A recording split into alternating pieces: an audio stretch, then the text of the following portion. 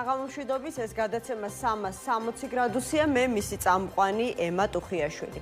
12 წელი და 6 თვე. მოსამართლის ეს განაჩენი სააკაშვილის საქმეზე შესაძლოა პოლიტიკური განაჩენი აღმოჩნდეს მთლიანად ოპოზიციური ფლანგისთვისაც, რომელსაც დღევანდელ სასამართლომდე ფაქტობრივად ბოლო მცდელობა ჰქონდა გაერთიანების თუ არა ერთმანეთთან უფრო ეფექტურად თანამშრომლობის. სააკაშვილის პარტიამ, რომელიც აქტიურად მონაწილეობდა სალომე ზურაბიშვილის მიერ ორგანიზებულ საკოორდინაციო შეხვედრებში, დღეს მეხუთე პრეზიდენტს პირდაპირ დააკისრა პასუხისმგებლობა იმ უსამართლო გადაწყვეტილებაზე, რომელიც სასამართლომ მესამე პრეზიდენტთან დაკავშირებით გამოიტანა. სალომე ზურაბიშვილის არა და არასდროს სააკაშვილის შეწყალებასთან დაკავშირებით შესაძლოა გვიან, მაგრამ სწორედ ახლა გახდეს დიდი განხეთქილების მიზეზი, რის გამოც ნაციონალური მოძრაობა აღარ მოინდომებს იმ ერთობაში თუ ძლიერ კოორდინაციაში ყოფნას, რომლის პოლიტიკური ლიდერიც დიდი ალბათობით ზურაბიშვილი იქნება. წენასთან ერთად პოლიტიკური თავმოყრობის საკითხიც არის ლიდერად აღიარო ის, ვინც შენი ლიდერის მიმართ გულისხმიერება არ გამოიჩინა და ნებსით თუ უნებლიეთ მის ციხეში კიდევ მრავალი წლით დარჩენას შეუწყო ხელი. რას ამზადებს ზურაბიშვილი და კიდევ ვინ გამოაკლდება იმ ძლიერ კოორდინაციას, არაყალბ გაერთიანებას, რომელსაც პოლიტიკური მიზნები და საარჩევნოდ ერთ პოლიტიკურ სუბიექტად ჩამოყალიბების გეგმა გააჩნია. ამ და სხვა თემებზე ვსაუბრობ დღეს გადაცემაში ჩვენ სტუმრებთან ერთად. ბადრი ჯაფარიძე, ძლიერი საქართველოს ერთ-ერთი ლიდერია, ჩვენი გადაცემის სტუმარი. მოგესალმებით ბატონო ბადრი. მადლობა გადაცემაში მონაწილეობისთვის. ვინაიდან და რადგანაც არ არსებობს ყოველ შემთხვევაში გახმაურებულ საქმეზე ნამდვილად არ არსებობს და დღეს იურისტებმა ვერ გაიხსენეს სხვა საქმე, რომელზეც ბოლო წლების განმავლობაში შეკრებითობის პრინციპი არ იქნა გამოყენებული, მინდა რომ სწორედ სააკაშვილის საქმეზე გამოტანილი გადაწყვეტილებით დავიწყოთ თქვენთან საუბარი, იმიტომ რომ ეს პირველ რიგში გახდა სწორედ პოლიტიკური განცხადებების საფუძველი. მოვისმინეთ ნაციონალური მოძრაობის თავმჯდომარის ბრიფინგი, რომელმაც პირდაპირ პასუხისმგებლობა დააკისრა მათ შორის სალომე ზურაბიშვილს. ვინაიდან სალომე ზურაბიშვილი დღეს არის პოლიტიკური პროცესების ავანგარდში და ოპოზიცია მუდმივად არის ჩართული მასთან კონსულტაციებში, პირდაპირ მინდა გითხოთ, რას ფიქრობთ თინა ბუკუჩავას ამ გადაწყვეტილებაზე, რომ ზურაბიშვილი იზიარებს პასუხისმგებლობას სააკაშვილის პატიმრობის გახანგრძლივებასთან დაკავშირებით? მე ბუკუჩავას განცხადებებზე კომენტარისგან თავ შევიკავებ, ეს არ არის ჩემი საქმე. მე შემიძლია ერთი რამ გითხრათ, რომ სააკაშვილის მმართველობის დროს იყო ფართოდ გავრცელებული პრაქტიკა შეკრებითობის სასჯელის, ხო? როდესაც ხდებოდა დაჯამება, სხვადასხვა მუხლით თუ მიმდინარეობდა დევნა ამა თუ იმ ადამიანს, ხდებოდა შემდგომ დაჯამება, ასე ვთქვათ, წლების.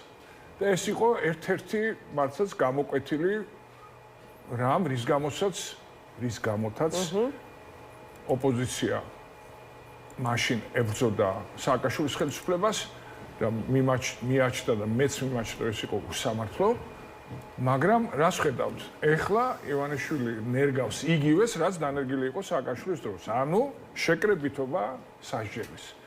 ის რის წინააღმდეგაც ლოზუნგით მოვიდა ქართული ოცნება, ნერგავს დღევანდელობაში და ეს არის, მე მგონი, თავისთავად მრავლის მეტყველი ფაქტი.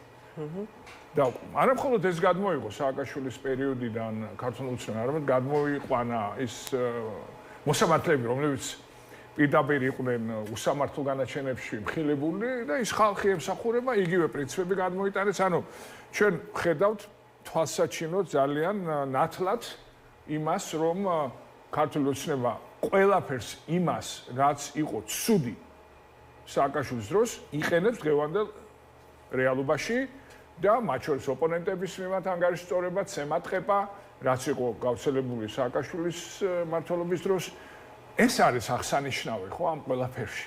და ამიტომ დანარჩენი ხა, რა თქმა უნდა, აქ ნაციონალური მოძრაობის შეფასებები ამასთან დაკავშირებით, მათ უნდა კითხოთ განმარტება, უბრალოდ იმისათვის, რომ ესა თუ ის განაჩენი ჩაითვალოს სამართლიანად, ამისთვის უნდა გქონდეს სამართლიანი სასამართლო. ამიტომ ამოცანა არის, რა თქმა უნდა, ქართული ოცნების ხელისუფლებიდან გასტუმრების შემდგომ ქვეყანაში იყოს ისეთი სასამართლო, რომლის გადაწყვეტილება არასდროს არ გააჩენს კითხვის ნიშნებს საზოგადოებაში, არ იქნება აქმული ოპონენტების მიერ ანგარიშების მიმართ ანგარიშების ინსტრუმენტად სასამართლო, ეს არის თავარი, რისთვისაც არის ცვლილებები აუცილებელი, რისთვისაც არის ახალი არჩევნები აუცილებელი. ნაციონალურ მოძრაობას, რომ მიხეილ სააკაშვილის წინააღმდეგ აღძრული საქმეები, უკვე გამოტანილი გადაწყვეტილებები რამდენიმე საქმეზე მიაჩნიათ სწორედ პოლიტიკურ შურისძიებად, ეს არ ახალია. თქვენი მოსაზრება მაინტერესებს იმ ნაწილში, როდესაც ნაციონალური მოძრაობა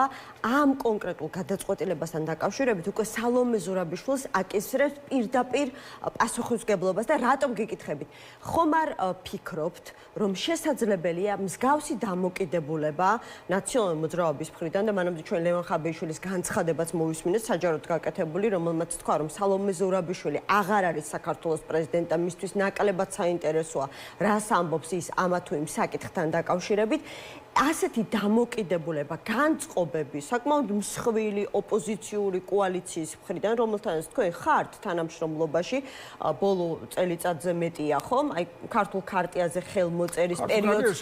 სალომე ზურაბიშვილის ინიციატივა. კი, სწორედ. ხომ არ შეიძლება ეს დამოკიდებულება და ეს განწყობები ზურაბიშვილის მიმართ გახდეს გარკვეული განხეთქილების მიზეზი? მე ვერ გეტყვით მათ პოზიციას დაკავშირებით, ჩვენთვის ეს არ არის ბარიერი სალომე ზურაბიშვილთან პარტნიორობის და ურთიერთობის. ეს კონკრეტული შემთხვევა არ არის ბარიერი და არ იქნება ბარიერი, იმიტომ რომ ჩვენ საუბრობთ ქვეყნის გადარჩენაზე, ჩვენ საუბრობთ ქვეყნის ევროპული მომავლის გადარჩენაზე, ჩვენ საუბრობთ ქვეყნის მთლიანობაში სახელმწიფოს გადარჩენაზე, ამიტომ ჩვენთვის ეს არის მთავარი წარმმართველი, ამიტომ ეს კონკრეტული შემთხვევა არ იქნება ჩვენთვის, რა თქმა უნდა, და ეს არის ჩვენთვის თავარი ჩვენი პარტიის სტრატეგიული ხაზი. ჩვენი პარტიის სტრატეგიული ხაზი არის ის, რომ ჩვენ შევძლოთ ყველა მერთად მოვახერხოთ, რომ ქვეყანაში განიმუხტოს პოლიტიკური კრიზისი. პოლიტიკური კრიზისის განმუხტვისთვის ერთადერთი შესაძლებელი გზა არის ახალი არჩევნები. ამიტომ ჩვენთვის ეს არის თავარი. ნებისმიერი ნაბიჯი, რომელიც ამას ხელს შეუწყობს, იქნება ჩვენთვის მისაღები და ხელსაყრელი. ანუ ნებისმიერი ნაბიჯი, რომელიც ხელს შეუწყობს კონსოლიდაციას, საზოგადოების, პოლიტიკური სპექტრის, რომელიც ხელს შეუწყობს ახალი არჩევნების მოახლოებას, ეს არის ჩვენთვის განსაზღვრელი ამა თუ იმ მოვლენის შეფასებისას. ნებისმიერი ნაბიჯი, რომელიც ხელს შეუშლის ამ ყველაფერს, იმიტომ რომ ცოტა კიდევ უფრო ახლოს რომ მივიდეთ საკითხთან, მათ შორის თქვენი ინიციატივაა, რომელსაც დღემდე ძალიან აქტიურად ლობირებთ, რომ იმისათვის რომ მივაღწიოთ შედეგს, ანუ გამოჩნდეს უკვე რეალურად კონტურები, მონახაზი, პერსპექტივა ქვეყანაში ახალი საპარლამენტო არჩევნების დანიშვნის, აუცილებელია უფრო მეტი კომუნიკაცია, აუცილებელია უფრო მეტი კოორდინაცია. თქვენ ასეთი ფორმულაც გაქვთ შემოთავაზებული ალტერნატიული პოლიტიკური ცენტრის სახით, რომელსაც მზად ხართ სხვებთან შეთანხმებით სახელიც კი შეურჩიოთ, თუ კი ვიღაცას ეუხერხულება მაგალითად სახალხო პარლამენტის სახელით ასეთი ცენტრის არსებობა.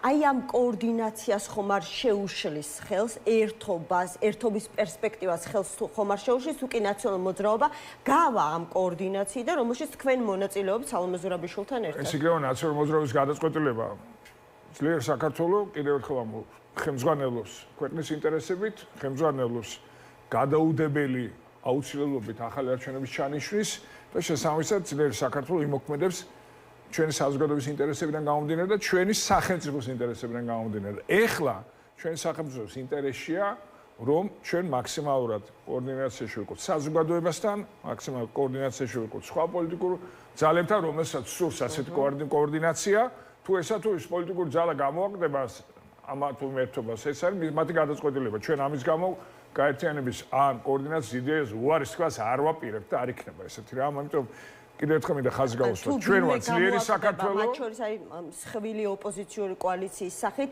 ეს თავად აი ამ იდეას ერთობისას, ხო, რას დავარქმევთ ამას ალბათ მომავალი გვიჩვენებს. არ გაზიანებს? თუ ეს იქნება ეს გადაწყვეტილება კონკრეტულად ამ ძალის, ესე მათი გადაწყვეტილება. ჩვენ ამის გამო არ ვაპირებთ რომ უარი ვთქვათ ჯედო კოორდინაციაზე სხვა პოლიტიკურ ძალებთან ან საზოგადოებასთან. თუ ვინმე გამოაგდებათ ამ შემთხვევაში ნაციონალურ მოძრაობა გამოაგდება, ეს მათი გადაწყვეტილება იქნება. ეს არანაირად არ იმოქმედებს ჩვენ გადაწყვეტილებაზე. არის ამის რისკები, აი არ ვიცი, მე ვერ გეტყვით, ეს თქვენ მომიყვანეთ ციტატები, ამიტომ ვერ გეტყვით.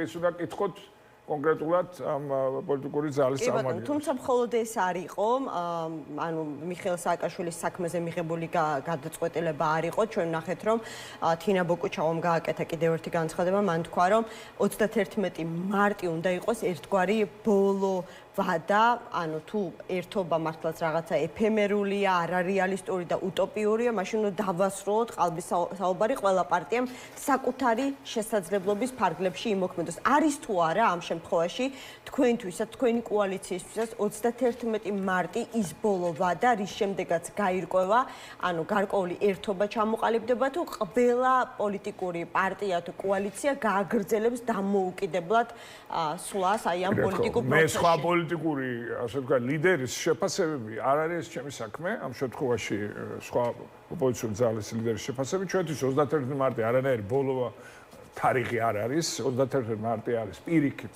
უმნიშვნელოვანესი თარიღი ჩვენი ქვეყნის ისტორიაში, ეს არის საქართველოს დამოუკიდებლობის შესახებ რეფერენდუმის დღე, სადაც მე პირადად მადლობა ღმერთს მომიწია ძალიან აქტიური მონაწილეობა, მაშინ როგორც უზენაეს საბჭოს წევრს ეს არის ისტორიული დღე, ეს არის დღე, როდესაც თელმა ქვეყანამ საოცარი ერთსულოვნებით ხმა მისცა საქართველოს დამოუკიდებლობას, მათ შორის აფხაზეთში იქნა ჩატარებული რეფერენდუმი, ასევე იქნა ჩატარებული ცხინვალის რეგიონში და იქაც მოსახლეობამ სრული მხარდაჭერა გამოუცხადა საქართველოს დამოუკიდებლობის იდეას. ეს არის მნიშვნელოვანი თარიღი.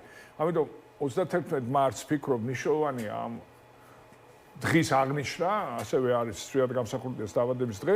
ფიქრობ, რომ ეს არის მნიშვნელოვანი დღე და ყველამ უნდა აღვნიშნოთ როგორც ისტორიული დღე ჩვენი ქვეყნისთვის და ჩვენი თანამოქალაქეების მიერ ერთსულოვნად საქართველოს დამოუკიდებლობისთვის მხარის დაჭერის დღე. თუმცა საზოგადოებაში უფრო სხვა მოლოდინები გაჩნდა, მეტი მოლოდინი გაჩნდა, თუნდაც 31 მარტთან დაკავშირებით. ეს მოლოდინები ზურაბიშვილმაც გააჩინა თავისი განცხადებებით, რომელმაც თქვა, რომ ამზადებს უფრო ძლიერ კოორდინაციას. აი, ახარ თუ არა ჩართული ამ სამზადისში და რა როლი და ადგილი გექნებათ ამ ძლიერ კოორდინაციას. მე საერთოდ არ მომწონს საკრალური თარიღების ესე დაწესება. ზოგადად არის პრეზიდენტ ზურაბიშვილს აქვს იდეა, ჩვენ უფრო დეტალურად გავეცნობით ამ იდეას. მე ვიცი რომ მას სურს რომ გარკვეული საკოორდინაციო პლატფორმა შეიქმნას, სადაც იქნებიან წარმოდგენილი პოლიტიკური ძალები და ასევე საზოგადოების და საპროტესტო ასე ვთქვათ პროცესში მონაწილე ადამიანების იქნებიან წარმოდგენილი. უფრო მეტ დეტალი ამ მომენტისთვის მე არ ვიცი ამის შესახებ, გაგვიზიარებს პრეზიდენტ ზურაბიშვილი. ამ წუთისთვის საუბარი ესეთ პლატფორმის შექმნაზე. აქ ცხადი ამის საწინააღმდეგო არაფერი არ გვაქვს, ჩვენი მიდგომა იყო განსხვავებული, რომელიც თქვენ უკვე დაახასიათებთ, აღწერეთ, ეს იყო ასე ვთქვათ ერთობა, რომელიც დაეყრობოდა მართალია გაყალბებული არჩევნების, მაგრამ ის ხარდაჭერა, რომელიც მიიღო ოპოზიციურმა ფლანგმა, ეს იყო 800,000-ზე მეტი ადამიანი, რეალურად ეს იყო მილიონამდე ადამიანი, მათი ანუ ჩვენ ხო ვიცით რომ ჩვენ ხმებით დაგვაკლეს არ მოუმატებიათ ხო გასხოვებით ქართულოცნებამ მიიტაცა ჩვენი ხმები ამიტომ რაც კი დაწერა ქართულოცნებამ ეს არის მინიმალური ხარდაჭერა და ეს იყო 800,000-ზე მეტი ადამიანი და 800,000-ზე მეტი ადამიანი გაყალბებული არჩევნების პირობაშიც კი ხარდაჭერილი ასე ვთქვათ პოლიტიკური ძალების მიერ ალტერნატივის პოლიტიკური ცენტრის შექმნა მიგვაჩნდა რომ იქნებოდა კარგი საინტერესო საზოგადოებისთვის ну სხვადასხვა მიზნების გამო შედგა ზოგი არ დაეთანხმა ზოგი ასე ვთქვათ სხვა რისკებს ხედავდა მაგრამ მე მინდა ბატონო ანუ ოპოზიციურ ფლანგზე ხომ აი ამ რა დავარქვა საკოორდინაციო ფორმატში ამ თქვენს იდეაზე საუბარი ეს ხან ვიცი ჯერ კიდევ უნდა დაველოდო პრეზიდენტ ზურაბიშვილი გაგვიზიარებს მის ხედვას ჯერ არ ვიცით თვითონ ფორმირების პრინციპები როგორი იქნება ამ პლატფორმის ჯერ არ ვიცით მან თქვა რომ გაგვიზიარებს ამაზე იქნება მსჯელობა. თქვენს იდეაზე რას ფიქრობს? ესე ძალიან საინტერესოა. ის იდეა დღეისათვის მოითხოვდა 4-ვე კოალიციური ერთობის მხარდაჭერას და ორი შეხვედრა შორის შედგა. კიდევ ერთხელ ამბობ, ჩვენ შევთავაზეთ ეს მოდელი, მაგრამ ამ მოდელის პირობებში ფიქრობ, რომ ეს იყო სწორედ ის, რაც ჩვენს უცხოელ პარტნიორებს სურდათ. ნუ ყველა პოლიტიკურმა ცენტრმა არ გაიზიარა ჩვენმა კოლეგებმა არ გაიზიარა, მაგრამ ეს ღიათაც თქვენს იყო, ხო, მაგალითად გახარიას პარტიამ არ გაიზიარა ეს ზოგი რაღაც რეზერვაციის შეიძლება სხვასაც ჰქონდა, მაგრამ კიდევ ერთხელ ვამბობ, ჩვენ ამ იდეას თავაზობდით გამომდინარე იმ 800,000 ადამიანის ხარდაჭერიდან, რომელიც გამოჩნდა გაყალბებული არჩევნების პირობებშიც კი. ხო, ეს არის შემცირებული რიცხვი, მაგრამ 800,000 ხო წყალი არ გავიდოდა არც ერთ შემთხვევაში. ჩვენ გაცილებით მეტი ხარდაჭერა მივიღეთ და ის გამოჩნდა კიდევაც exit poll-ებში, მაგრამ ეს არ იყო გაზვიადებული ციფრი და აქედან გამომდინარე უნდა გვეხმძღანოთ, მაგრამ კიდევ ერთხელ ეს არის ჩვენი ხედვა, რომელიც ჩვენ გავაცანით საზოგადოებას, მოითხოვდა ყველა კოალიციური ცენტრის მონაწილეობას. ეხლა ჩვენ გავეცნობით რა იდეა აქვს პრეზიდენტ ზურაბიშვილს, გაგვიზიარებს მის ხედვას. როდის მოხდება ამ იდეის გაცნობა? ველოდებით, ალბათ მალე იქნება, გაგვიზიარებს, ვიმსჯელებთ. მნიშვნელოვანი იქნება გავერკვეთ რა პრინციპით მოხდება ამ პლატფორმის მისი ფორმირება, შემდგომ დღის წესრიგი, როგორ იმუშავებს, ბევრი თემაა, რომელზეც ვიმსჯელებთ. სამუშაო პროცესია. ხო, ეს იქნება ალტერნატივა იმ იდეისა, რომელიც არ მგონია ეს ალტერნატივა, იმის ალტერნატივა ვერ იქნება, ეს რაღაც სხვა შეთავაზება, რომელიც უნდა განვიხილოთ. თქვენ რა მოლოდინები გაქვთ აი ამ, არ ვიცი, უფრო ძლიერი ერთობისგან, რომელზეც ახლა სალომე ზურაბიშვილი მუშაობს და ალბათ დეტალებს უახლოეს მომავალში გაგაცნობთ. აი რა უნდა შეძლოს ამ მე გითხარით რომ ჯერ ველოდებით იდეებს, ამიტომ მე ვერ გეტყვით მოლოდინებზე თუ არ ვიცი რა არის იდეა. ბატონო ბატრი, მაგრამ თქვენ როგორც პოლიტიკოს, როგორ მიგაჩნიათ, რა ასე ვთქვათ, მექანიზმებით უნდა იყოს აღჭურვილი ეს ახალი ფორმატი, იმიტომ რა გჭირდება ახლა ჩვენ ყველაზე მეტად შექმნილ ვითარებაში. მოდი ნუაურებთ რა რამეს, ხო? ეხლა მექანიზმები გააქვს, როდესაც ხარ ხელისუფლებაში. გააქვს მექანიზმები, მაშინ გააქვს ასე ვთქვათ ინსტიტუციები და შემდეგ. მხარდაჭერა გაქვს, ამ შემთხვევაშიც გაქვს მექანიზმები, ხო? მექანიზმი არის პროტესტი ამ შემთხვევაში, რომ გამოხატო 800,000 ადამიანის მინიმუმ და მილიონად ადამიანი და ამას ახორციელებთ ყოველ დღე. პროტესტი, როდესაც შენ ხარ ოპოზიციაში, სოფლიოში არც ერთ ქვეყანაში ოპოზიციას არ აქვს ინსტიტუციებზე კონტროლი. ვერ ექნება გამორიცხულია ოპოზიციის ამოცანა და ფუნქცია არის ამხილოს ხელისუფლება, გამოხატოს პროტესტი ამხილოს ტყუილს ამბობს, შესთავაზოს ალტერნატივა, პროგრამულად. ეს არის ოპოზიციის როლი.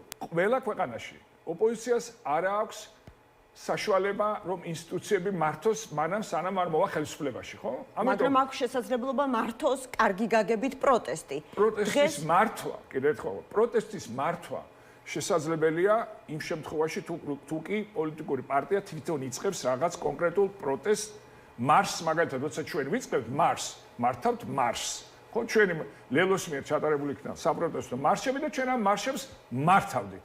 მაგრამ როდესაც მოქალაქეები ცხადია, თავის პროტესტს გამოხატავენ, აქ თქვა რომ მე მართავ ამ პროტესტს, იქნება არასწორია მათ ადამიანებთან მიმართებაში, უპატივცემლობა, ჩვენ უნდა ვიყოთ ამ პროტესტის ნაწილი, რაც სურს თანამოქალაქეებს.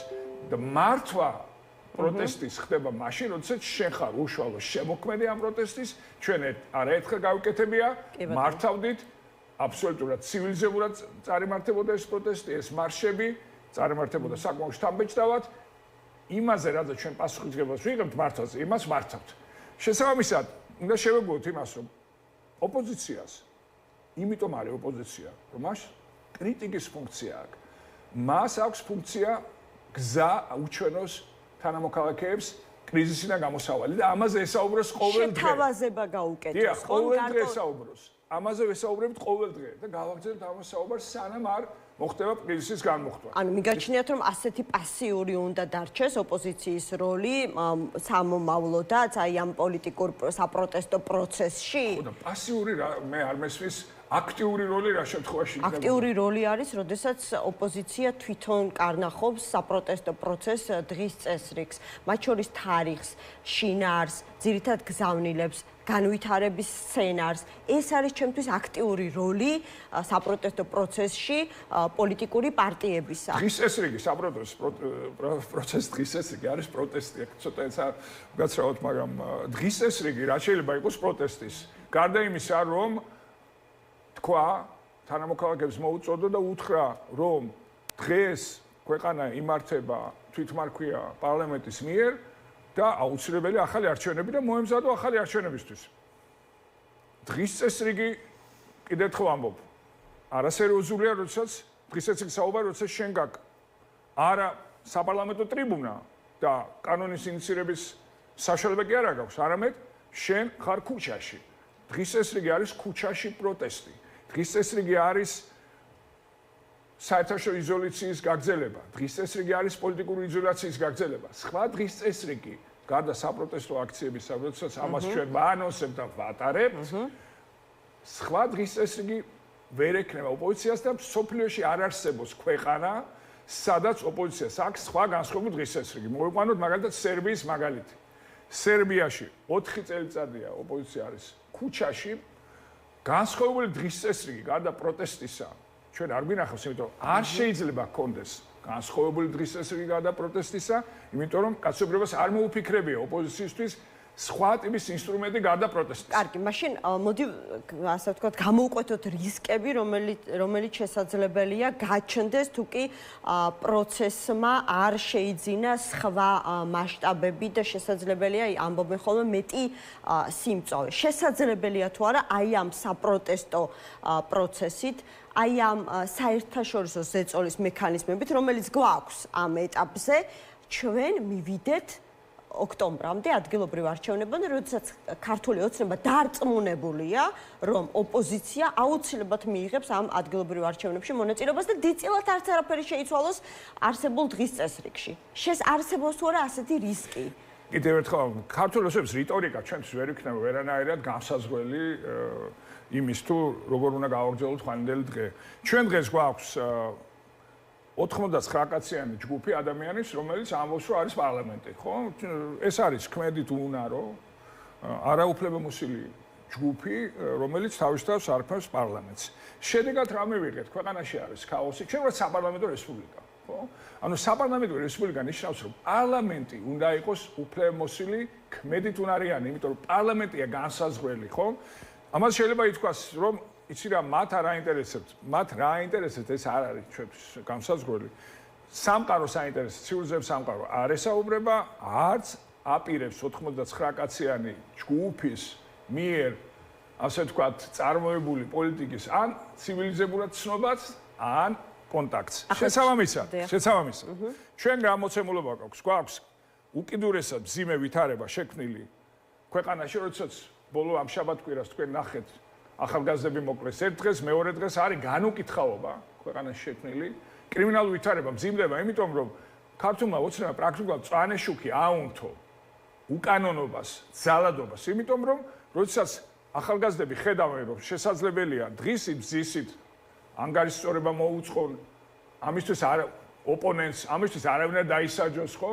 მე დახვდნენ აეროპორტში პრეზიდენტს და შეურაცხყოფა მიაყენონ და ამისთვის არავინ არ დაისაჯოს, როცა ესეთ ოპონენტს, პოლიტიკურ ოპონენტს ცხვირპირი დაალეწონ, ამისთვის არავინ არ დაისჯება, როცა ამას ხედავს ახალგაზრდა ადამიანი, მას უჩნდება დაუშალობის განცდა. და შესაბამისად ვიღებთ ამ საზარელ დანაშაულებს ჩვენი მხარდამჭერი ახალგაზრდა, იქნა მოკლული, არაჩვეულებრივი ახალგაზრდა, ორგზის ჩემპიონი ჩვენი ქვეყნის კრივში, ახალაია, სრულად უდანაშაულო, არაჩვეულებრივი 21 წლის ახალგაზრდა, ეს არის შედეგი იმ აღვირახსნილი კრიმინალური ვითარების, რომელიც ქვეყანაში სწორედ ქართული ოცნების მწვანე შუქით და მათი ხელდასმით შექმნილი, იმიტომ რომ ისინი ამკვიდრებენ დაუშალობის განცდას, როდესაც უსწორდებიან ოპონენტებს მათი დავალებით ძალადობრივი ჯგუფები და ამისთვის პასუხს არავინ არ აგებს. ვიღებთ ესეც საშინელ დანაშაულებებს, საშინელ საზარელ ყველობებს, რაც ჩვენ ნახეთ ამ შაბათ-კვირას, ხო? ქვეყანაში ამავდროულად არის უკიდურესად მძიმე ვითარება სავალუტო რეზერვების კუთხით. მე ამაზე ვისაუბრე, დღეისათვის დასულია ისეთ დონეზე, რომ ადეკვატურობას ჩაცდენილია უკვე მნიშვნელოვნად 4 მილიარდ 800 მილიონი უნდა იყოს მინიმუმ დღეს ადეკვატურობა რომ შეინარჩუნოს. თუმცა ეროვნული ბანკის პრეზიდენტმა თქვა, რომ აი დადგება უახლოეს ხო პერიოდში. მე რამე სიტყვით, აბა რა სიტყვის ეროვნული ბანკის პრეზიდენტი. ეტაპი, როდესაც უკვე დაიწყეს ვალუტის შეძენა. ხო და აბა თქვენ რას ელოდებით დღევანდელი ეროვნული ბანკის პრეზიდენტი და იტყვის რომ ცუდად არის საქმე. იტყვის რომ ყველაფერი კარგად არის, მაგრამ წყარო არ არსებობს. ძიმე მოლოდინები არსებობდა, მოდი ესეც ვთქვათ, ხო თუნდაც 1-2 თვის წინ ბატონ ბადრე. გონიერი ადამიანები, ხო? ჩვენ შეგვიძლია გავანალიზოთ რა რომ ჩვენთვის ხარდაჭერის წყარო ყოველთვის იგივე სავალუტო რეზერვების კუთხით იყო გერმანია, ევროკავშირი, შეერთებული შტატები, საფრანგეთი, ნიდერლანდები. არც ერთთან სახელმწიფო ურთიერთობა ეს არავისთან ურთიერთობა არ არის. გესმით რა მდგომარეობა? ეხლა ამას მინდა მოდით რა სიტყვის ესა თუ ის ქართული ოცნების სპიკერი ამაზე გენო ვისაუბროთ გონიერ საღი აზრი რას გვეუბნება ჯანსაღი აზრი რას გვეუბნება ხო ლოგიკა რას გვეუბნება რომ დღეს ქართულ ოცნებამ მოახერხა ქვეყნის სრული იზოლირება გაწყვეტილია სავალუტო ფონდთან პროგრამა გაწყვეტილია ურთიერთობა იმ უდიდეს სახელმწიფოებთან რომლებისგანაც ვიღებდით მთელი ეს წლების განმავლობაში ხარდაჭერა როცა მჭირდებოდა შეჩერებულია პირდაპირ უცხოური ინვესტიციები, რაც იყო სავალუტო რეზერვის ერთ-ერთი შევსების წყარო და პრაქტიკულად დღეს ვართ პირისპირ დარჩენილი ვითარებასა, როდესაც ექსპორტ-იმპორტის ბალანსი იმპორტის სასარგებლოდ იზრდება, როდესაც საინვესტიციო შემოდინება ქვეყანაში არ არის, როდესაც გაწყვეტილი აქვს ურთიერთობა სავალუტო ფონდთან, გაწყვეტილი ურთიერთობა გერმანიასთან, შეერთებულ შტატებთან და საფრანგეთთან, იმდენ როგორ შეიძლება ამ ვითარებას გაუმკლავდეს? შეუძლებელია ამ ვითარების გამკლავება. ეს არის დროის გაწელვა ქართული ოცნების მხრიდან. ვინ უნდა გაუმკლავდეს ამ ვითარებას და ვერ გაუმკლავდება ქართული ოცნება ვითარებას. შორის ამერიკის ელჩთან საგარეო საქმეთა მინისტრის შეხვედრამ გასული კვირის მიწურულს გარკვეული პოზიტიური სიგნალები გააჩნია. სხვა ბევრი არაფერი არ არის ცნობილი ამ შინაარსიდან. ერთადერთი რაზეც დაუშვათ მსჯელობდნენ, ხო, დაინტერესებულ წრეებში ეს იყო ფოტო, რომელზეც პირდაპირ შემიძლია თქვა დანიგანს ჰქონდა ხუთი ტექსტში ეწერა რომ მან ძალიან მნიშვნელოვანი გზავნილები ჩამოიტანა. ხო, გზავნილები, კი ბატონო, ეწერა ეს გზავნილებიც, მაგრამ ანუ ხომ არ ნიშნავს ეს იმას, რომ ამერიკის შეერთებული შტატები ცდილობს ბოლომდე არ დაწვას ყველა ხიდი ქართულ ოცნებასთან და თუნდაც მორიგების, თუნდაც გარკვეული შეთავაზების მოლაპარაკების სპეკულაციებია სრულიად უსაფუძვლო. წერი იმ განცხადებაში, რომელიც იყო იმ ფოტოს ქვეშ ეწერა რომ ელჩმა დანიგანმა გააცნო მეორე მხარეს ის ნაბიჯები, რომელიც ქართულმა ოცნებამ უნდა გადადგეს იმისათვის, რომ გაუმჯობესდეს ურთიერთობა შეერთებულ შტატებსა და საქართველოს შორის. და ეხლა დიპლომატიურ ურთიერთობას არ გაწყვეტს ჩვენ ქვეყანას. იცით რომ ამ ნაბიჯებში არის ცალსახად და ხაზგასმით მოთხოვნილი ახალი საპარლამენტო არჩევნები. ამ ნაბიჯებში რომ მოთხოვნილი იქნება დემოკრატიული ნაბიჯები და არა დემოკრატიული პირიქით, ასე რეპრესიული ნაბიჯების მოთხოვნა ხო არ იქნებოდა, იქნებოდა დემოკრატიული ნაბიჯების მოთხოვნა ხო მეთანხმებით. დემოკრატიული ნაბიჯები შეიძლება იყოს ბატონი ბადრი და შეიძლება ჩაითვალოს გარკვეულ დემოკრატიულ, არ ვიცი, წინსვლად ქართული ოცნების მხრიდან რომელიმე ბოლო პერიოდში დაანონსებული ან ძალაში შესული კანონის უკან წამება. ეს არასერიოზულია, ეს არასერიოზულია. არ მოგუსმენია, იგივე განცხადებები კეთდებოდა ხოლმე უცხოური გავლენის აგენტების კანონთან დაკავშირებით. მე კი დაველოდები ახლა სხვა რა დაგვრჩენია, მაგრამ მინდა უფრო მეტი ინფორმაცია მივიღოთ თქვენგან, იმიტომ რომ ძალიან მჭიდრო კომუნიკაცია ამერიკის შეერთებულ შტატებთან. საულო ზურაბიშვილიც შეხვდა დღეს დანიგანს და არც ამ შეხვედრის შინაარსი არ არის ჩვენთვის ცნობილი. ერთი რამ მინდა გითხრათ, რომ შეერთებული შტატები არასდროს არ დაუჭერს ისეთ რეჟიმს ხარს, რომელიც დგას ძალადობაზე, რომელიც ანგარიშწორებით არის დაკავებული ოპონენტების მიმართ, ასეთ რეჟიმებს ყოველთვის ექნება წინააღმდეგობა შეერთებული შტატების მხრიდან. მე შემიძლია სასახეთ გითხრათ, რომ ამას რესპუბლიკელები ყოველთვის იყვნენ ამის ავანგარდში. ავტორიტარული, ავტოკრატიული რეჟიმები ვერასდროს ვერ მიიღებენ პოლიტიკურ მხარდაჭერას შეერთებული შტატების მხრიდან. ეს არის გამორიცხული. პირიქით კი, ამიტომ უნდა თუ თქვენ გაინტერესებთ უშუალოდ რაზე ისაუბრა ელჩმა, ამას რა თქმა უნდა, ელჩს უნდა გითხოთ, მაგრამ მე არ მგონია რომ თუ არ ექნება მას შესაბამისი მანდატი თავისი ხელისუფლებისგან სახელმწიფო მან ამაზე თქვენ ასე ვთქვათ, მოგაწოდოთ ინფორმაცია, ერთი რამით უნდა ვიხელმძღვანელოთ, უნდა ვიხელმძღვანელოთ შეერთებულ შტატების როგორც დემოკრატიის ფლაგმანის ზოგადი პოლიტიკიდან მეორე გამომდინარე იმ შეხვედრებიდან, რომელიც ჩვენ გქონდა ვაშინგტონში, მესამე იმ პატარა ძალიან მცირე ინფორმაციიდან, რომელიც თან ახდა ამ ფოტოს. მე დავამეტებდი კიდევ ერთ პუნქტს, უნდა აისახოს ამ შეხვედრის შედეგები კონკრეტულ ქმედებებში ქართული ოცნების მხრიდან. არ ვიცი, მე ჯერჯერობით კიდევ ერთხელ ამბობ, დაველოდოთ თუ იქნება რაიმე უფრო მეტი მანდატი შეერთებულ შტატების მხრიდან ელჩზე, ეს არ გახდება, ასე ვთქვათ, საზოგადოებისთვის დამალული და ეს გაცხადდება, მაგრამ მე შემიძლია გითხრათ, რომ დიდი მოლოდინები არ უნდა გქონდეს ამ ეტაპზე, იმიტომ რომ შეერთებული შტატების როგორც დემოკრატიის ფლაგმანის პოზიცია არ შეიცვლება. ის ყოველთვის ხარს დაუჭერს დემოკრატიული ინსტიტუციების შენებლობას, ყოველთვის ხარს დაუჭერს თავისუფლებისთვის ბრძოლას. ეს არასდროს არ შეიცვლება.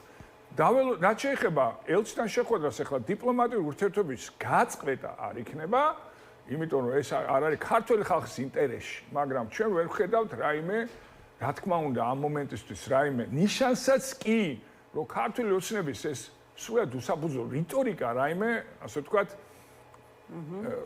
პერსპექტივას შეიცავს. ამიტომ ეს არის, კიდევ ერთხელ ვამბობ, დაველოდოთ პროცესებს, მე ვფიქრობ, რომ პროცესები განვითარდება ჩვენი ხალხის საკეთილდღეოდ. მე ამის მოლოდინი მაქვს, იმიტომ რომ შეუძლებელია რაც არ უნდა ხელმოღერებული იყოს ქართული ოცნება. ქვეყანა არის დღეს უკიდურესად ძიმე მდგომარეობაში, იზოლირებული არის ცივილიზებული სამყაროსგან, ეს აისახება, რაც არ უნდა კიდევ ერთხელ ვამბობ, პროპაგანდისტული მანქანა მუშაობდეს, აისახება სავალუტო რეზერვებზე, აისახება ბევრ სხვა სიკეთეზე, რომელიც ჩვენ დავკარგეთ იმის გამო, რომ ქართული ოცნება არის ესეთი ანტიევროპული და ანტიეროვნული ძალა. ამავდროულად თითოეული ჩვენ თანამოქალაქის ყოველდღიურ ცხოვრებაზე აისახება. უნდა გითხრათ, ვისაც არ ხვდებით, ყველა ამბობს, რომ მისი მდგომარეობა უკიდურესად გაუარესდა 26 ოქტომბრის შემდეგ. ყველა ჩვენი თანამოქალაქის მდგომარეობა, ბიზნესის მდგომარეობა უკიდურესად გაუარესდა 26 ოქტომბრის შემდეგ. ლოგიკური და შემხვედრი შეკითხვა, რას თავაზობს ამ ვითარებაში ოპოზიცია, მაგრამ აი მარტივი პასუხი, ეს არის ძალიან ადვილი კითხვა. დიდი მადლობა და ამ შემთხვევაში ოპოზიციას თავაზობს ახალი არჩევნების ჩანიშნას, რომ ქართულმა ხალხმა აირჩიოს ის ხელისუფლება, რომელიც აარიდებს ქართული ხალხის გადასაწყვეტი არ არის სამწუხაროდ ახალი არჩევნები არ არის? ხო, არ არის გადასაწყვეტი. მე სხვა რამე გითხარით. არჩევნები, სადაც ქართული ხალხი განსაზღვრავს, ვინ უნდა იყოს მისი ხელისუფლება. ანუ ამ შემთხვევაში ან ქართული ხალხის გადასაწყვეტი ახალი არჩევნების ჩატარებაც და ქართული მდგომარი ზეწოლა რომ აიძულოს ასეთი ნაბიჯი გადადგას, ან არ ვიცი, კეთილიანება უნდა გამოიჩინოს ქართულმა კიდევ ერთხელ, ჩვენ ვარ პროტესტში 26 ოქტომბრის შემდგომ. თვალსაჩინოდ მოგაწოდოთ ინფორმაცია, რომ ქვეყანა არის ქაოსში, არის უკიდურეს დიდი საფრთხების წინაშე, რაც არ უნდა პროპაგანდისტული განცხადებები გააკეთოს ქართული ოცნებამ. ძალიან კარგად ხედავ, ვისაც ოდნავ ჭკუა მოეკითხება, რომ რამ მდგომარეობაშია ქვეყანა დღეს. ამიტომ პროტესტი უნდა გააგრძელდეს. ზეწოლა გაგრძელდება იმისათვის, რომ ქვეყანამ ნახოს გამოსავალი ან უმძიმესი პოლიტიკური კრიზისიდან. მე მინდა დაუბრუნდე იმას, რაც მე თქვენ გითხარით, რომ ყოველთვიურად ეკონომიკური მდგომარეობა უარესდება, ამას ხედავს ბიზნესი, მათ მოусმინე კიდევაც ამ ორი დღის წინ, რომ თებერვალში შემცირდა მნიშვნელოვნად ბრუნვები, შემცირებულია ასევე იმპორტიც კი, იმიტომ რომ მოხმარება შემცირებულია.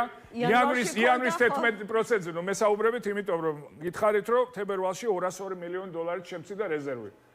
თებერვალში შემცირდა ევროპული ბანკის რეზერვები 202 მილიონით და იანვარში, როდესაც ქართველები, ასე ვთქვათ, ძირითადად აღნიშნავთ ახალ წელს და შობას ხვდებით და აღნიშნავთ ახალ წელს, პირიქით ხდება. იანვარი ნუ იქნება იმ შემთხვევაში თქვენთვის განსაზღვრელი, შედეგებით უნდა ვიმსჯელოთ, შედეგებით. შედეგი არის ის, რომ ქვეყანას როცა ჭირდება მინიმალური ზღვარი იყოს სავალუტო რეზერვების 4.8 მილიონი, 4.8 მილიარდი, დღეს არის 4.2.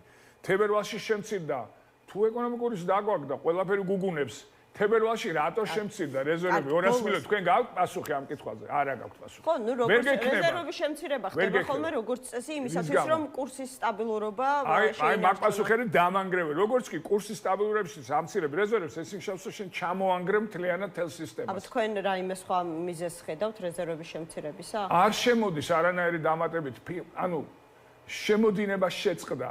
მარტო გერმანიამ შეწყვიტა რამდენიმე ასეული მილიონი ევროს პროგრამა. საფრანგეთმა შეწყვიტა, გაერთიანებულმა სამეფომ, დიდმა ბრიტანეთმა შეწყვიტა ყველა პროგრამა.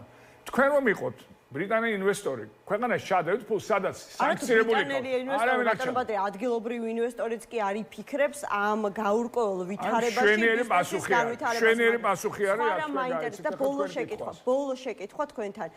ჩვენს საერთაშორისო მეგობრებს კონკრეტულად ოპოზიციისგან რა მოლოდინი აქვს? აი თქვენ არაერთხელ გითქვამთ და დღესაც ახსენეთ, რომ სწორედ ჩვენი საერთაშორისო პარტნიორებთან უფრო ეფექტური კომუნიკაციისთვის გჭირდებოდათ ეგრეთ წოდებული ალტერნატიული პოლიტიკური ცენტრი, სადაც ამ არჩევნების შედეგებით ყველა ბარიერგადალახული პოლიტიკური ძალა იქნებოდა. დღეს, როდესაც ვერ შედგა ასეთი ერთობა ამ ეტაპზე ჯერჯერობით დაკავშირებით რა მოლოდინი აქვს საერთაშორისო თანამეგობრობას კონკრეტულად ოპოზიციისგან? კონკრეტულად ოპოზიციისგან ის მოლოდინი აქვს, რომ ჩვენ გავაგრძელებთ ბრძოლას ქვეყნის მომავლისთვის. ეს ძალიან ზოგადი ნათქვამია. კონკრეტული გეგმა, რასაც თქვენ მოითხოვთ ოპოზიციას, გარდა იმისა, რომ პროტესტი გააგრძელოს, არ აქვს და ვერ ექნება. მუდმივად მხილებას მოითხოვს იმ ანტიევროპული ნაბიჯების, რომელსაც გავს ქართული ოცნება. მე ვესაუბრები უცხოელ პარტნიორებს შემიძლია გითხრათ ის, რასაც მეუბნებიან ეს ადამიანები, მათ რა თქმა უნდა უკვე გადადგეს მნიშვნელოვანი პოლიტიკური ნაბიჯები ქართული ხალხის ხარდასაჭერად, გაგრძელდება ეს ნაბიჯები. რაც შეეხება ეფექტურ კომუნიკაციას, მე ვფიქრობ, რომ აქ უნდა აღვნიშნოთ, რომ ეფექტური იყო ძალიან კომუნიკაცია, თქვენ თვითონ ნახეთ სტრასბურგში, როდესაც ქართული ოცნების დელეგაციას უფლებამოსილება არ დაუმტკიცეს და პირდაპირ დააყენა ევროპულმა საბჭომ საკითხი ახალი არჩევნების ჩატარების თაობაზე და ეს გრძელდება, ეს პოზიცია არ შეუცვლია ევროპულ საბჭოს, არ შეუცვლია ეს პოზიცია იმ 12, რაღაც 13 სახელმწიფოა უკვე, რომელიც ამბობს, რომ ახალი არჩევნებია, აუცილებლად ქვეყანაში ჩასატარებელი ეს რიცხვი გაიზრდება. მოლოდინი იყო ის, რაც მათ ნახეს, რომ ჩვენ ვემთხვევით სწორედ ძირითადი პოლიტიკური მოთამაშეები იმაში თუ რა ჭირდება ქვეყანას პოლიტიკური კრიზისიდან გამოსასვლელად, ეს მათ ძალიან აკმაყოფილეთ ეს ხედვა, იმიტომაც გავენ ნაბიჯებს, რომელიც ჩვენ ნახეთ და პლუს კიდე ძალიან მნიშვნელოვანია ის, რომ ჩვენ გვაქვს უკვე ხედვა თვითონ იმ ცვლილებებთან დაკავშირებით და ეს არის პრეზიდენტ ზურაბიშვილთან, რომელიც უზრუნველყოფს ახალი არჩევნების დემოკრატიულ თავისუფალ და სამართლიან პირობებში ჩატარებას.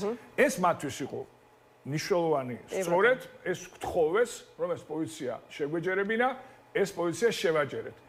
დანარჩენი შემდგომი კოორდინაცია იქნება, კონსოლიდაცია თუ სხვა მსგავსი სიტყვა შეიძლება გამოიყენოთ, ეს უადვილებს უბრალოდ უცხოელ პარტნიორებს კომუნიკაციას, როდესაც მათ არ ჭირდება ცალ-ცალკე პოლიტიკურ პარტიებთან ურთიერთობა და შეჯერებულ პოზიციას ისმენენ. ამიტომ მათთვის ეს მნიშვნელოვანია. მადლობა, ბადრი ჯაფარიძე, ძლიერი საქართველოს ერთ-ერთი ლიდერი იყო, ჩვენი გადაცემის სტუმარი. რას ამზადებს სალომე ზურაბიშვილი? რა კომუნიკაცია აქვს მას ოპოზიციურ პარტიებთან? სულ ხნის წინ რეგიონულ მაუწყებელთა ალიანსისთვის მიცემულ ინტერვიუში მან არც დამალა, რომ ამზადებს ძლიერ კოორდინაციას, რომელიც უძლებს ყველაფერს, ხოლო ყალბი გაერთიანება არის ყველაზე მოწყვლადი. რა იგულისხმება ამ ძლიერ კოორდინაციაში, გარდა იმისა, რომ ამ კოორდინაციის აქტორები იქნებიან როგორც პოლიტიკური პარტიების წარმომადგენლები, ასევე საზოგადოებრივად აქტიური ჯგუფების წევრები, რა შეიცვლება ოპოზიციურ პლატფორმაზე 31 მარტის შემდეგ, აქ თუ არა კონკრეტული გეგმა, როგორც უშუალოდ 31 მარტის აქციასთან დაკავშირებით, ასევე 31 მარტის შემდეგ საპროტესტო პროცესის გაგრძელებასთან დაკავშირებით. ლევან გოგიჩაიშვილი გახარია საქართველოს ერთ-ერთი ლიდერი შემოგვიერთდა. მოგესალმებით ლევან, მადლობა გადაცემაში მონაწილეობისთვის.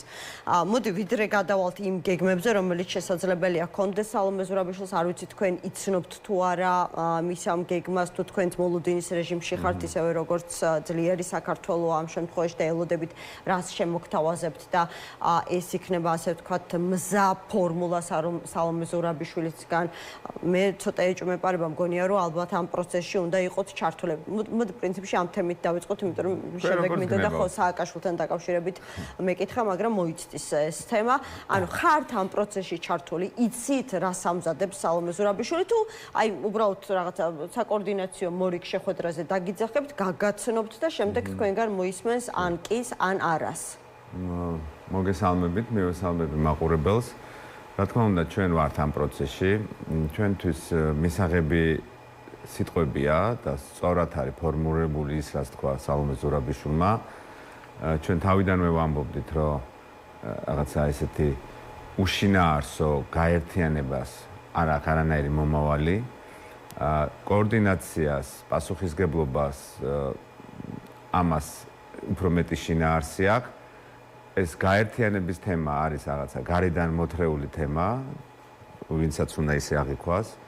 ეს ნაციონალური მოძრაობის ასე ვთქვათ იდეაზე საუბრობთ ამ შემთხვევაში მათ ჰქონდათ უფრო თუ თქვენ ფიქრობთ რომ ეს მათი იდეაა კი მაშინ ამ იდეაზე ვსაუბრობ ხო გაერთიანების იდეა აგერ ძლიერ საქართველოსაც აქვს ოღონდ ისინი უფრო რაღაც ალტერნატიული პოლიტიკური ცენტრის მე ვფიქრობ რომ ის რომ გამოვიდეს ამ საქმიდან რაღაც ამას ჩვენ სწორად უნდა სწორი სიტყვები უნდა დავარქვათ კოორდინაცია არის მნიშვნელოვანი გაერთიანებას არანაირი მომავალი არ აქვს კოორდინაცია ეპარტიულ საკითხებზე პოლიტპატიმრების, ტყვეების განთავისუფლება, არჩევნები იყო და არის ეს კოორდინაცია. რით განსხვავდება ის პროცესი, რომელიც ახლა მიმდინარეობს? უფრო ორგანიზებული იქნება, უფრო ყველა ნაბიჯი იქნება ნაფიქრი, უფრო მეტი ჩართულობა იქნება გარდა თქვათ ამ პარტიების ასევე იქნებიან ადამიანები ამ პროცესში მონაწილეობას იღებენ მშობლები, პოლიტპატიმრების მშობლები, აქტიური ახალგაზრდები, რომლებიც აგერ უკვე 119 დღეა ქუჩაში დგანან, მათი ხმა უნდა ისმოდეს, მათ ძალიან ძლიერი ისა აქვთ ამ თავისი პოზიციონირება ამ პროცესში, ამიტომ ეს უნდა იყოს უფრო მეტად კოორდინირებული და უფრო მეტად ორგანიზებული ეს ყველაფერი. ჩვენ გვესმოდეს რომ ჩვენ ეხა სხვა სიტუაციაში ვართ. ემა ეს განსხვავდება 3 თვის წინანდელ სიტუაციისგან. დეკემბრისგანაც განსხვავდება, ნოემბერში რაც იყო, იანვარში, თებერვალში. სწრაფად იცვლება როგორც ქვეყნის შიგნით, ასევე ქვეყნის გარეთ. ჩვენ თვალი უნდა გაუსწოროთ ქვეყნის გარეთ მიმდინარე პროცესებს. ჩვენ ავდაპტირდეთ ამ პროცესების მიმართ. ჩვენც უნდა აუწყოთ ამას ყველაფერს და უნდა ვიყოთ ძალიან პრაგმატურები და რეალისტები. და ესეთი ახალი, არ ვიცი, მოდი რა დავარქოთ ამას, პოლიტიკური ფორმატი მოგცემთ შესაძლებლობას, რომ უფრო ასე ვთქვათ, უფრო სწრაფად უპასუხოთ გამოწვევებს, რომელიც არსებობს ქვეყნის შიგნით და ქვეყნის გარეთ. ფორმატები ადამიანები, როდესაც ერთმანეთთან კომუნიცირებენ ადვილად. უფრო მეტად კარგად გამოდით საქმეები, როდესაც დისტანცია არის და როდესაც არ არის კომუნიკაცია, რა თქმა უნდა, აქ უფრო მეტი პრობლემები იქნება. ამიტომ ჩვენ სალომე ზურაბიშვილის როლს ამ შემთხვევაში ჩვენ უყურებთ ძალიან სერიოზულად. და მას ჩვენ მხარს უჭერთ ამ პროცესში და მიგვაჩნია, რომ დღეს სალომე ზურაბიშვილს შეუძლია ამ კოორდინაციის ორგანიზება. სხვა მხრივ, რა თქმა უნდა, სხვა ჯერ არ ჩანს არაფერი შესაბამისად, ანუ რაც დევს ჩვენ მაქსიმალურად უნდა გამოვიყენოთ. აი, შეგიძლიათ, არ ვიცი, კონკრეტული მაგალითის საფუძველზე მითხრათ, აი, აქამდე ხომ 4 თვეზე მეტი გამოვიარეთ, აი ამ უწყვეტი პროტესტის პირობებში, ხომ? და თქვენ გქონდათ კოორდინაცია ოპოზიციურ ძალებს სალომე ზურაბიშვილთან ერთად, რომლის ეფექტურობა არ გაკმაყოფილებდათ. როდესაც შეიქმნება რაღაცა ახალი ძლიერი ერთობა, ხო, მოდი ასე დავარქოთ, პირობითი სახელით. ერთობას ნუ ეძახით. მაშინ რა იქნება ეს? პრობლემა არის, ერთობის სიტყვა არის ძალიან არასწორი სიტყვა არის, რომელიც არ იმუშავებს. კოორდინაცია არის კარგი სიტყვა. კოორდინაციაში გულისხმება. რით იქნება ახალი? მოდი ასე დავარქვა, მაშინ ახალი და ძველი კოორდინაცია. რით იქნება განსხვავებული ახალი კოორდინაცია ძველისგან? ანუ რას შეძლებს?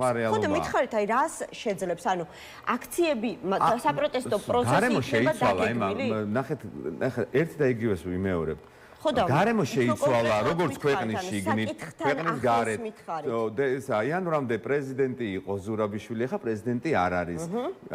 რაღაცა გადალაგებას თავისი დრო ჭირდებოდა. იქ ამერიკაში რაღაც ხდება, ევროპაში სხვა მოცემულობა დადგა, სხვა რეალობა დადგა. რაღაცა მოლოდინები რაც იყო, ის მოლოდინები შეიცვალა. არ გამართლდა? არ გამართლა, შეიცვალა, რეალობა შეიცვალა. აი რა კონკრეტულად შევიძინოთ რა მოლოდინები, ანუ არსებობდა. მოდი მაშინ მე რა განცდა მრჩება და რა ასე ვთქვათ აზრი მომდის, როდესაც საუბრობთ, რომ შეიცვალა მოლოდინები. ანუ არსებობდა მოლოდინები, რომ საერთაშორისო სანქციები უფრო სწრაფი და ხისტი და მკაცრი იქნებოდა და ეს მოცემულობა არ დადგა.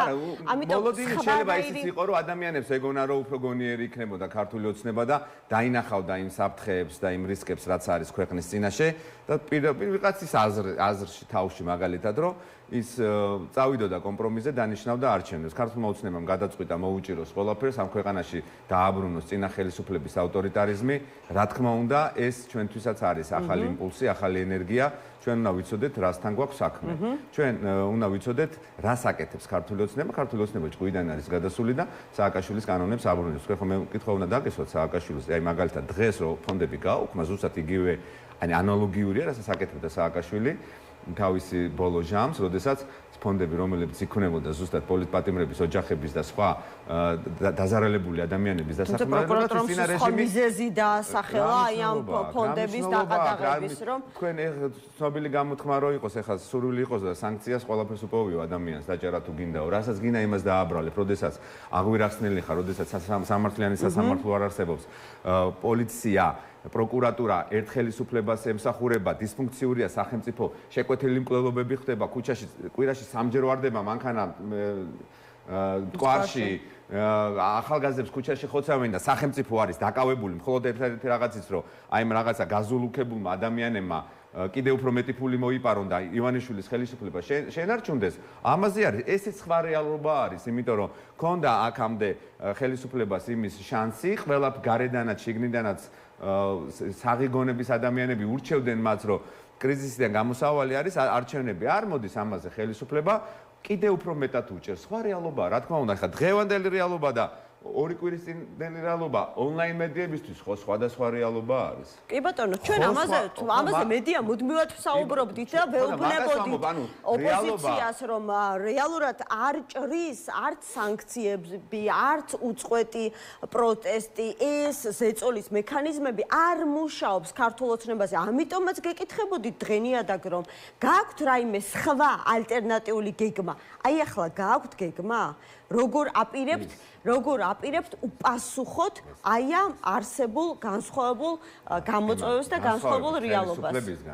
ჩვენ შეგვიძლია ხელისუფლებას ვატკინოთ, ძალიან ვატკინოთ, ძალიან სერიოზული პრობლემები შევუქმნათ, მაგრამ ეს პრობლემები ამ ქვეყანაზე გავრცელდება. რას გულისხმობთ? მე ამას გულისხმობ, რასაც გულისხმობ, ამას მე ნელ-ნელა გავმარტავთ. შეგვიძლია ხელისუფლებას ვატკინოთ, ვაღაცებში ვაიძულოთ, სხვა პროცესით წავიდეთ, მაგრამ ჩვენ ამას არ ვაკეთებ შეგნებულად. ძალისმიერი მეთოდები გამოიყენოთ, ძალა. ჩემი არ არის ხაბეიშვილის განცხადება. არა, ერთი თქვენი სიტყვები არის ეს, მე ხო არ მithქვამს, არ დამიკონკრეტებია. ჩვენ მივდივართ გრძელი და რთული გზით.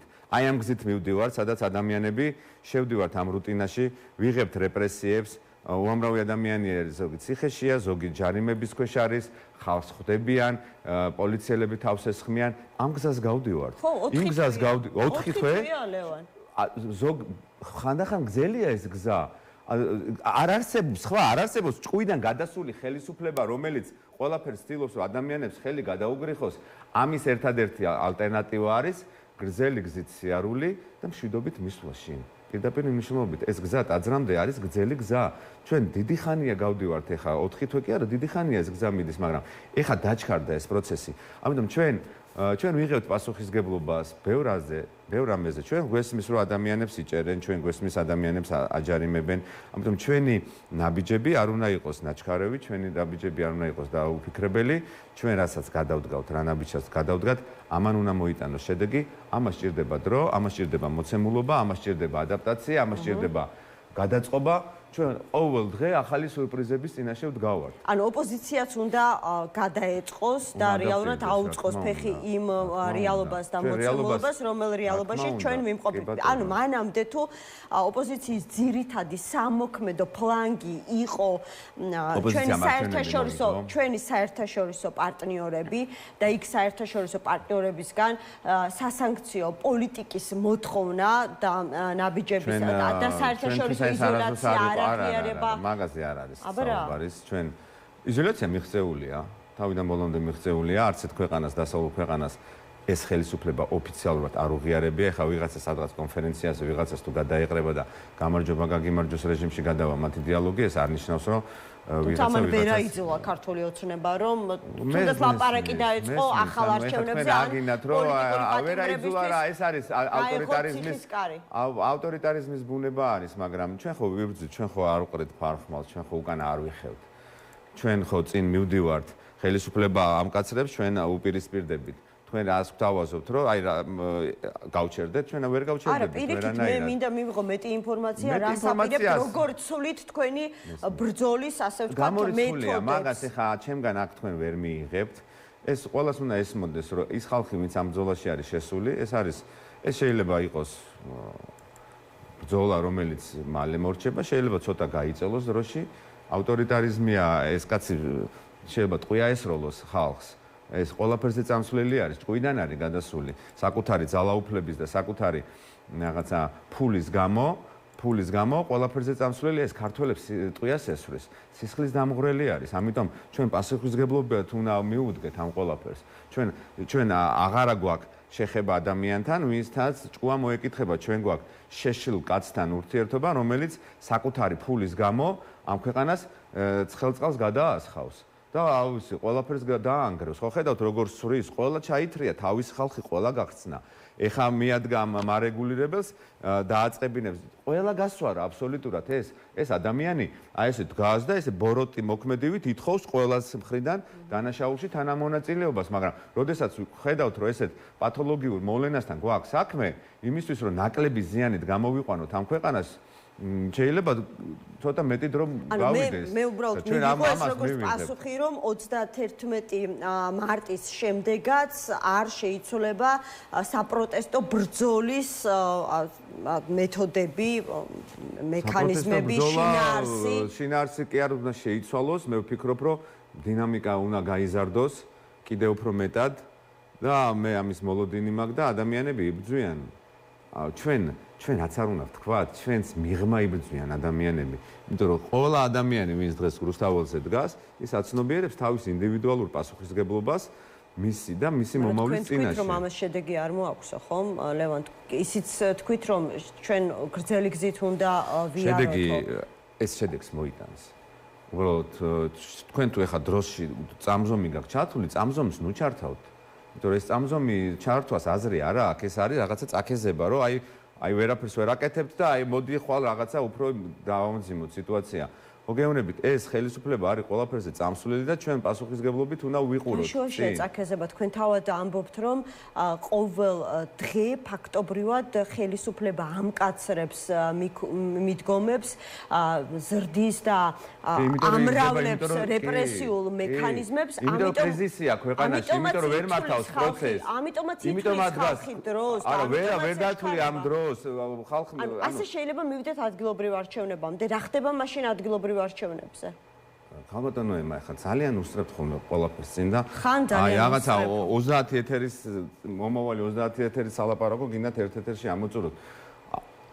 არ ყოფილ ხართ წინაშე? აი ხა მაგალითად ჩემთვის რომ ვიღაცას ეკითხა 2007 წელს ან რაღაცა 2009 წელს რეჟიმია და ჩვენ გვინდა ნაკლები დანაკარგით გამოვიდეთ ამ პროცესიდან. 31 მარტზე გეკითხებით და ზოგადად ადგილობრივ არჩევნებს კონკრეტ 31 დეკემბრიდან ადგილობრივ არჩევნამდე მინიმუმ 6 თვე არის, რა შუაში არის ეს? მარტის აქცია იქნება თუ არა იმგვარი აქცია, რომელიც გვინახავს არაერთი ამ 4 თვის განმავლობაში, ანუ იქნება თავისი მასშტაბურობით გამორჩეული. ჩვენ ვაკნინებთ ამ აქციებს. ამ აქციებს ძალიან დიდი შედეგი აქვს. ის რომ ჭკუიდან არის ხელისუფლება გადასული, ზუსტად ამ აქციების გამო არის. ადამიანებს ესა 18 ჯარიმა აქვს ერთ-ერთ მოქალაქეს, 18 ჯარიმა, ნარსი არის თვარსები გვარად. რა თქმა უნდა, ქუჩაში დგომას აზრი აქვს. რა თქმა უნდა, რაც მეცაც გეტყვით.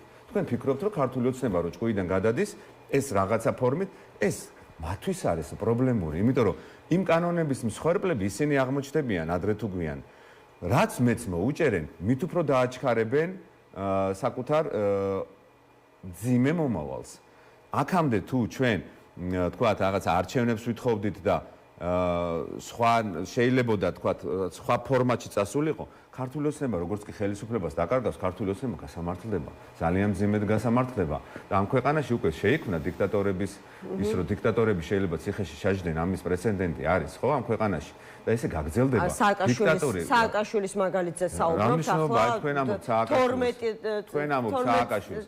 სააკაშვილი დიქტატორი იყო, რა თქმა უნდა. სააკაშვილი დიქტატორი იყო, სააკაშვილი სხვა არავინ არ ზის, ასე ვთქვათ, მაღალი პოლიტიკური თანამდებობის მქონე პირი, ხა არ მახსენდება, ვინც შეიძლება ციხეში იჯდეს და ამიტომ გამახსენდა სააკაშვილი. თუ ვინმე სხვას გულისხმობთ და მე შევცდი, ესეც მითხარით. რაში შეცდით თქვენ?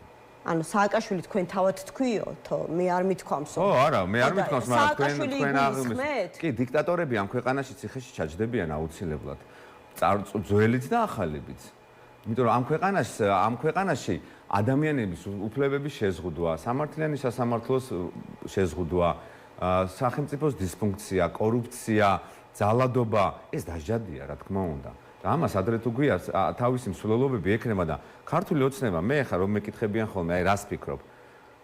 ეს კინო ნანახი გვაქვს, რაც მეც გაამკაცრებენ, მით უფრო მალე და უფრო დაჩქარდება მათი პოლიტიკური დასასრული უფრო მალე მოვა. კეისთან დაკავშირებით, აი დღევანდელ გადაწყვეტილებას გულისხმობ, ხოლო ჩორს არ წავალ ხომ განხილვაში.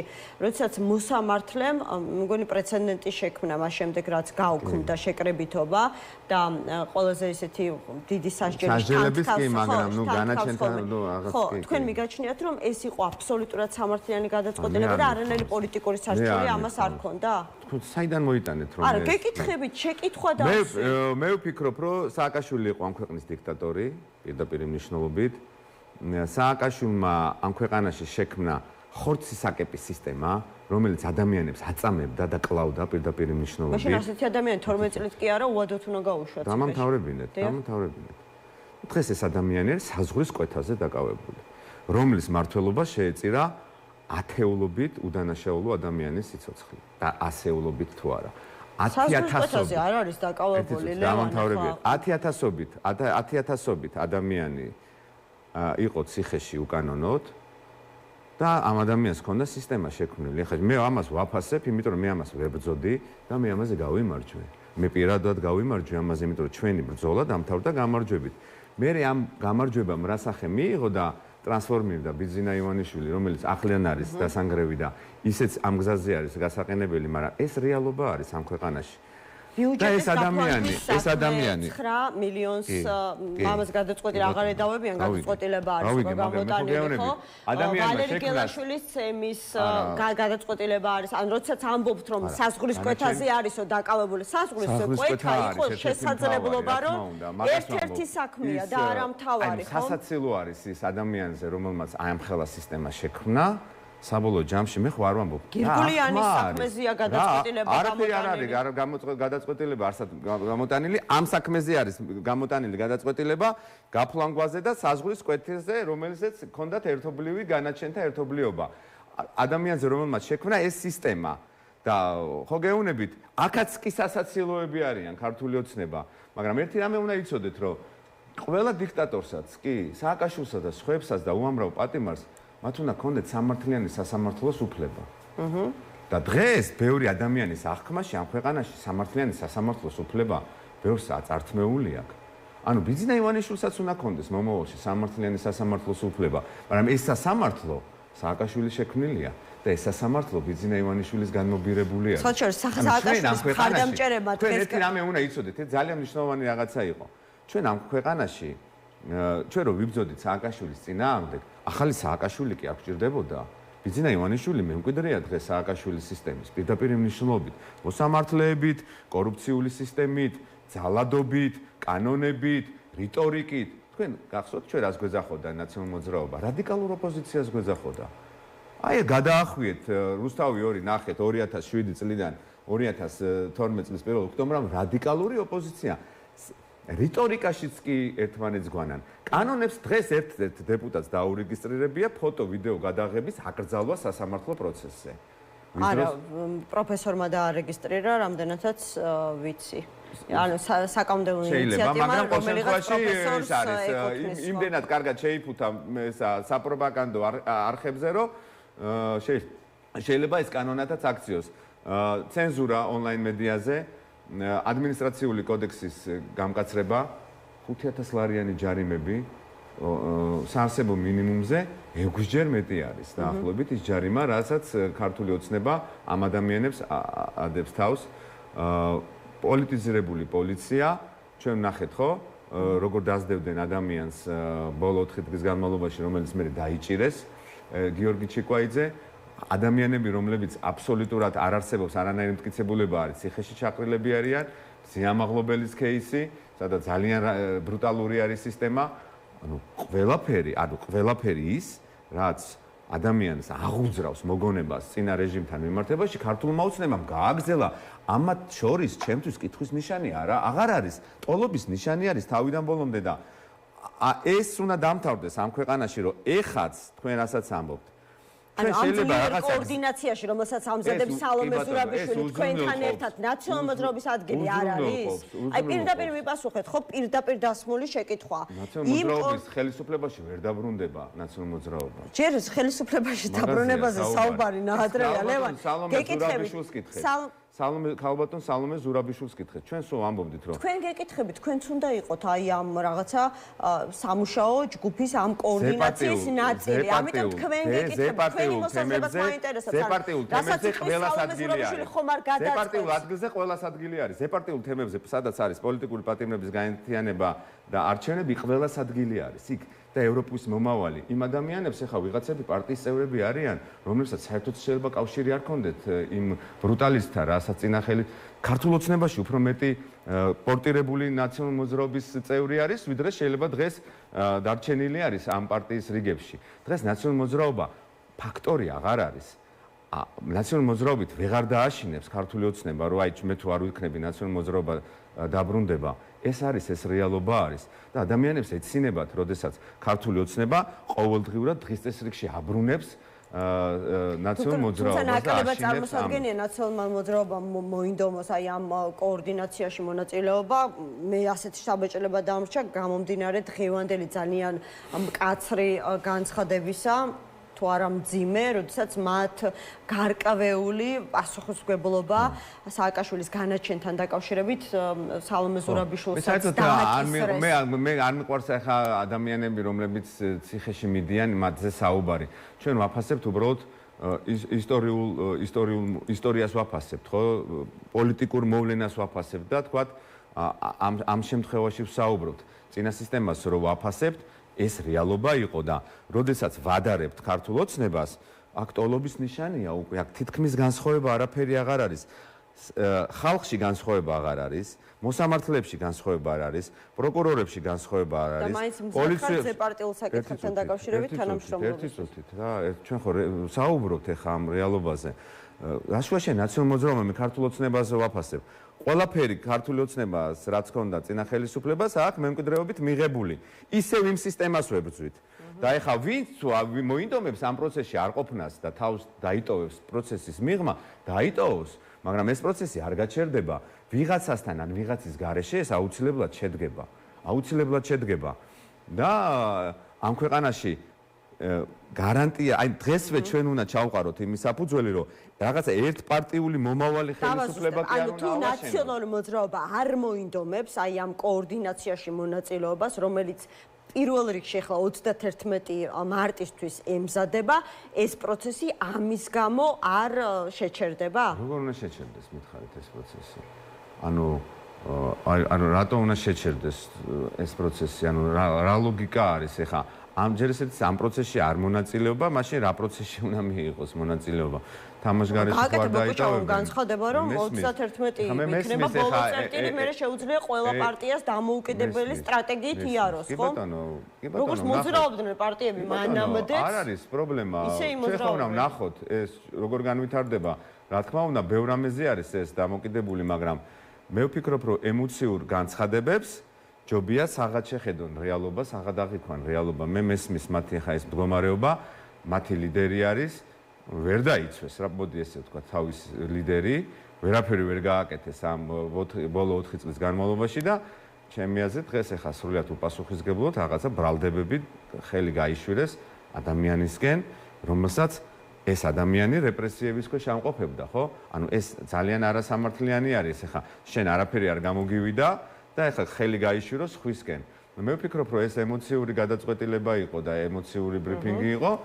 თუ თქვა სხვაგვარად შეხედავენ ამ პროცესს, მათთვის უფრო უკეთესი იქნება. ეხლა რაღაცით ისინი ვერავის ვერაფრით ვერ შეაშინებენ ეხლა აბსოლუტურად, მაგრამ მათთვისაც შეიძლება ჯობდეს, რომ გავიგეთ, რომ ეხლა რაღაცა ემოციური დღე ქონდათ, მათი ამ სიტუაციაში აღმოჩნდნენ, მაგრამ სხვა რეალობის წინაშე დგას და პარტიულ რაღაცა ვიწრო პარტიულ ინტერესებს ანუ დააყენებენ ზეპარტიული ინტერესებზე მაღლა და ამ ქვეყნის მომავალს დააყენებენ კითხვის ნიშნის ქვეშ. ეს მათზე არის დამოკიდებული, მაგრამ მათ გარეშეც არ უნდათ ენდომებათ ეს პროცესი შეიძლება გაგრძელდეს, მაგრამ მე ესე რადიკალურად არ ვუყურებ ყოველ შემთხვევაში. კარგი, ნახოთ როგორ განვითარდება მოვლენები, ყოველ შემთხვევაში ბევრი დროც არ არის დარჩენილი. ლევონ გოგიჩაიშვილი გახარია საქართველოსთვის ერთ-ერთი ლიდერი იყო ჩვენი გადაცემის სტუმარი, რეკლამის შემდეგ ევროპული საქართველოს გენერალური მდივანი აკაკი ბობოხიძე შემოგვერთდება.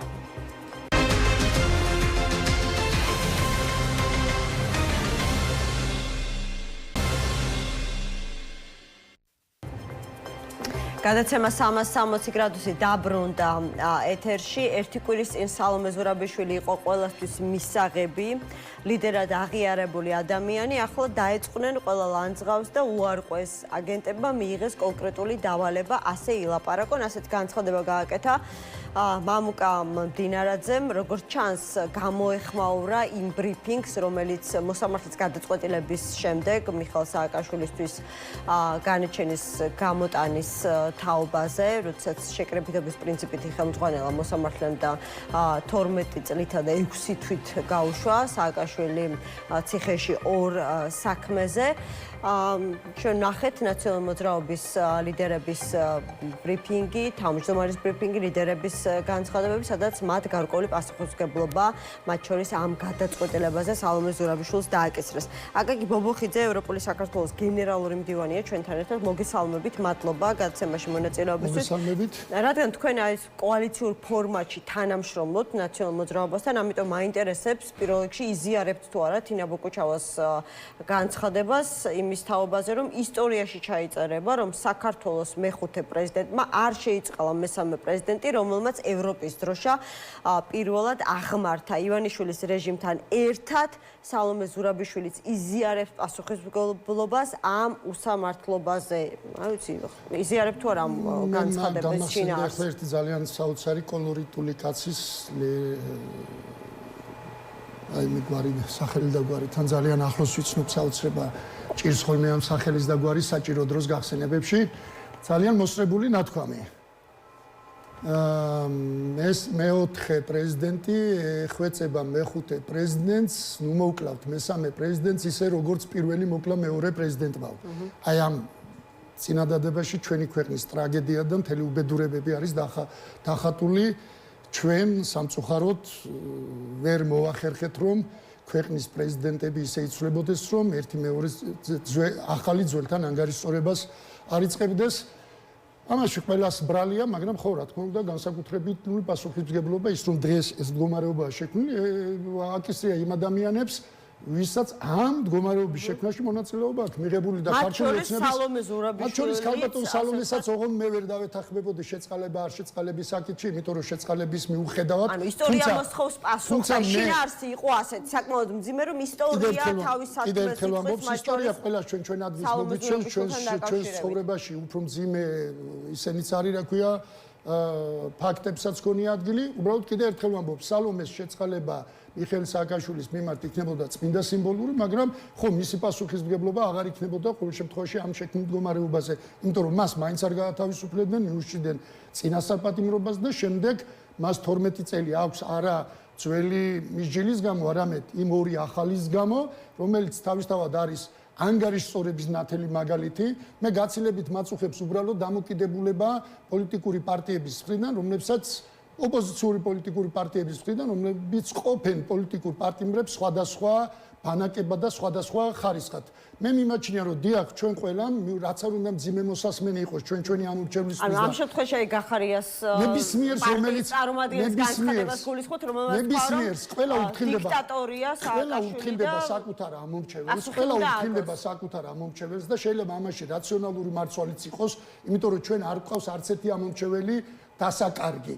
ოღონდ რაც უფრო მალე დავიწყებთ ყველანი ჩვენი ამორჩევლის ყურის შეგუებას იმას რომ პოლიტიკური დევნას არ უნდა კონდეს არდვილი ვის მიმართაც არ უნდა იყოს არ შეიძლება პოლიტიკური პატიმარი იცი რა აი ეს მოდი იმიტომ რომ ასე მინდა იმიტომ რომ ხვალდაზე ზუსტად ისევე როგორც ხელისუფლება მიუსაჯა მიხეილ სააკაშვილს მოსამართლემ გადაწყვიტა რომ მას ჰქონდა ამის ექსკლუზიური უფლება და მოდი გამოვიყენებ შეკრებითობის პრინციპს ხო მაშინ როდესაც ჩვენს ქვეყანაში უკვე კარგახანია შეკრებითობის პრინციპი როგორც პრაქტიკულ გამოყენებიდან ამოღებული იქნა მაგრამ აი მოუნდათ და გააკეთეს თან მაქსიმალური მიუსაჯას საზღვრის კვეთაზე იმ კაც რომელიცაც მიჯილი ჰქონდა ძებნილი იყო და დაუბრუნდა სხვას რო ყველაფერი თავი დავანებოთ საჟელის აღსრულების ადგილს და ტერიტორიას გაუადვილა ხო თუმცა ფაქტია ამ გადაწყვეტილებამ ძალიან დიდი ბზარი გააჩინა ოპოზიციურ ფლანგზე როგორ არ გაუჩენია აგერ ნახეთ მამკა ბინარაძე სწორედ ამას გამოეხმაურა რომ ორი დღეა ლანძღავენო სალომე ზურაბიშვილს ეს ბზარი იყო ეს ბზარი არსებობს არის სხვადასხვა დამოკიდებულება მათ შორის ოპოზიციის ერთობლივ საქმიანობასთან დაკავშირებით ვიღაცას თვლის რომ კოორდინირებული უნდა იყოს ეს მუშაობა და მე მიმაჩნია რომ დღეს თუ არ არის ერთიან სიას აქვს ბევრი წინააღმდეგობა აქვს ბევრი პრობლემა ერთიანი სიის შედგენამდე ჯერ მაგრამ სიამდე სანამ მივალთ ანუ ასეთი დავასრულებ ხო და ამქამდე იმიტომ რომ ნაციონალური მოძრაობა ერთიანობის წინააღმდეგ კი არ გამოდის ნაციონალური მოძრაობა კიდევ უფრო მეც ამბობს საერთოდ ერთიანი სია გავაკეთოთ ხო მაგრამ ამაზე ამბობს სალომე ზურაბიშვილი რომ ასეთი რაღაცა ხელოვნურია და არა გულწრფელი გაერთიანების მომხრე მე არ ვარო ზუსტად ამას ვამბობ კაცო ანუ ერთიანობის წინააღმდეგ არავინ არ არის ნაციონალური მოძრაობა არის უფრო მაღალი ხარისხის ერთიანობის ინიციატივით გამოდის, მაგრამ მე ვამბობ, რომ რადგან ამ მაღალი ხარისხის ერთიანობა დღეს შეუძლებელია, საფიქრალი არის სასარგებლოა თუ არა, ამიტომ მოდი ვიფიქროთ იმაზე, რაც დღეს შესაძლებელია, რაც დღეს ნამდვილად გვაკლია. რა არის შესაძლებელი და რაზე მუშაობს, სრულად კოორდინირებული უნდა იყოს ოპოზიციური სპექტრის მუშაობა, ამის საშუალება არის და მე მიმაჩნია, რომ კოორდინაციის არათუ დამაკმაყოფილებელი ხარისხი არ არის, კარგი ხარისხიც კი არ არის. კოორდინაციის არის კი შეხვედრები ერთმანეთთან, მათ შორის ქალბატონ სალომესთან, on კოორდინაცია ცოტა სხვა რამეს ერთმანეთთან შეხვედრებს და ერთმანეთთან აზრების გაცვლას არ მოიაზრებს. ანუ ეს დამოკიდებულება რომ არ მაინტერესებს ეს ადამიანი აღარ არის პრეზიდენტი, ხაბეიშვილის განცხადება არ შეუშლის ხელს აი უკეთესი კოორდინაციის ჩამოყალიბებას სალომე ზურაბიშვილის მეთაურობით. თინა ბოკოჩავა რომელმაც ეს ისტორიული პასუხისმგებლობა დააკისრა. არ ვიცი ხვალდაზე როგორ განვითარდება მოვლენები მათ შორის. დაესწრება და იმედი მაქვს რომ დაესწრება, მაგრამ კიდევ ერთხელ ვამბობ, ახლა მოусმინოთ მაშინ სხვა პარტიის წევრებს. ანუ ეს განსხვავებული დამოკიდებულება და თუ ვამბობთ რომ ერთიანი სია არ უნდა იყოს, თუ ვამბობთ რომ შეთანხმებული უნდა ვიყოთ დიდ ნაწილში, მაგრამ განსხვავებები უნდა შევინარჩუნოთ, მაშინ უნდა შევეგუოთ ამასაც რომ ვიღაცა ჩემზე იტყვის რაღაცა უკმაყოფილოს და ვიღაცა თქვენზე იტყვის რაღაცას რაშიც არ გეთანხმება. ამიტომ თუ ამას თავიდანვე ვიტყვით რომ იცი რა ერთიანობაში მე შემიძლია ვთქვა თქვენზე რომ სააკაშვილი დიქტატორი იყო და იმსახურებს ამ საჯებს, მაგრამ თქვენ არ შეგიძლიათ ვთქვათ რომ ისტორია დამაკისრებს პასუხისმგებლობას, ხო ისტორია დააკისრებს პასუხისმგებლობას კახარიასაც, ზურაბიშვილსაც, ბობოხიძესაც, მათ შორის ძალიან შორეულ წარსულზეც. უკვე დამაკისრა კიდეც, ხო? მიუხედავად იმისა, რომ მაშინ შავ-თეთრ ფერებში არ იყო გადატრიალების თუ არ გადატრიალების მომხრეებს შორის ხაზი ესე არ იყო მრავალფეროვანი იყო შეცდომა იყო ერთ მხარეს მეორე მხარეს მესამე მხარეს მეოთხე მხარეს საერთოდ გადატრიალება ქართული გვალი მაგიდის შიდა პრობლემა იყო რომელიც მერე ქართული პრობლემა გახდა გვალი მაგიდის ერთმა ნაწილმა დაიწყო გადატრიალება გვალი მაგიდის მეორე ნაწილის მიმართ ოღონდ მერე ამაში ჩართული აღმოჩნდა დანარჩენი პოლიტიკური სპექტრი ოღონდ გავიდა წლები და დაალაგა შავი და თეთრად ჩვენ სამწუხაროდ მაშინ გმირები და დემოკრატიისთვის მებრძოლები ახლა აღმოჩნდით შამხარზე. ანუ როგორც ჩანს თქვენ უფრო მეტი ინფორმაცია გაქვთ. ასევე გახარიასაც მოუწევს რა ქვია მის ადგილს მიუჩენს და გახარიას როლი ან სალომე ზურაბიშვილის როლი არ შეფასდება მარტო იმით რასაც გააკეთებენ ისინი დღეს ხვალ და შეფასდება მათ შორის იმითაც რა მონაწილეობა აქვთ მათ მიღებული ამ პრობლემის შექმნაში ეს პრობლემა ციდან ხო არ ჩამოარდვილა ჩვენ ყველა შეგვიძლია გავახსენოთ ერთმანეთს წარსული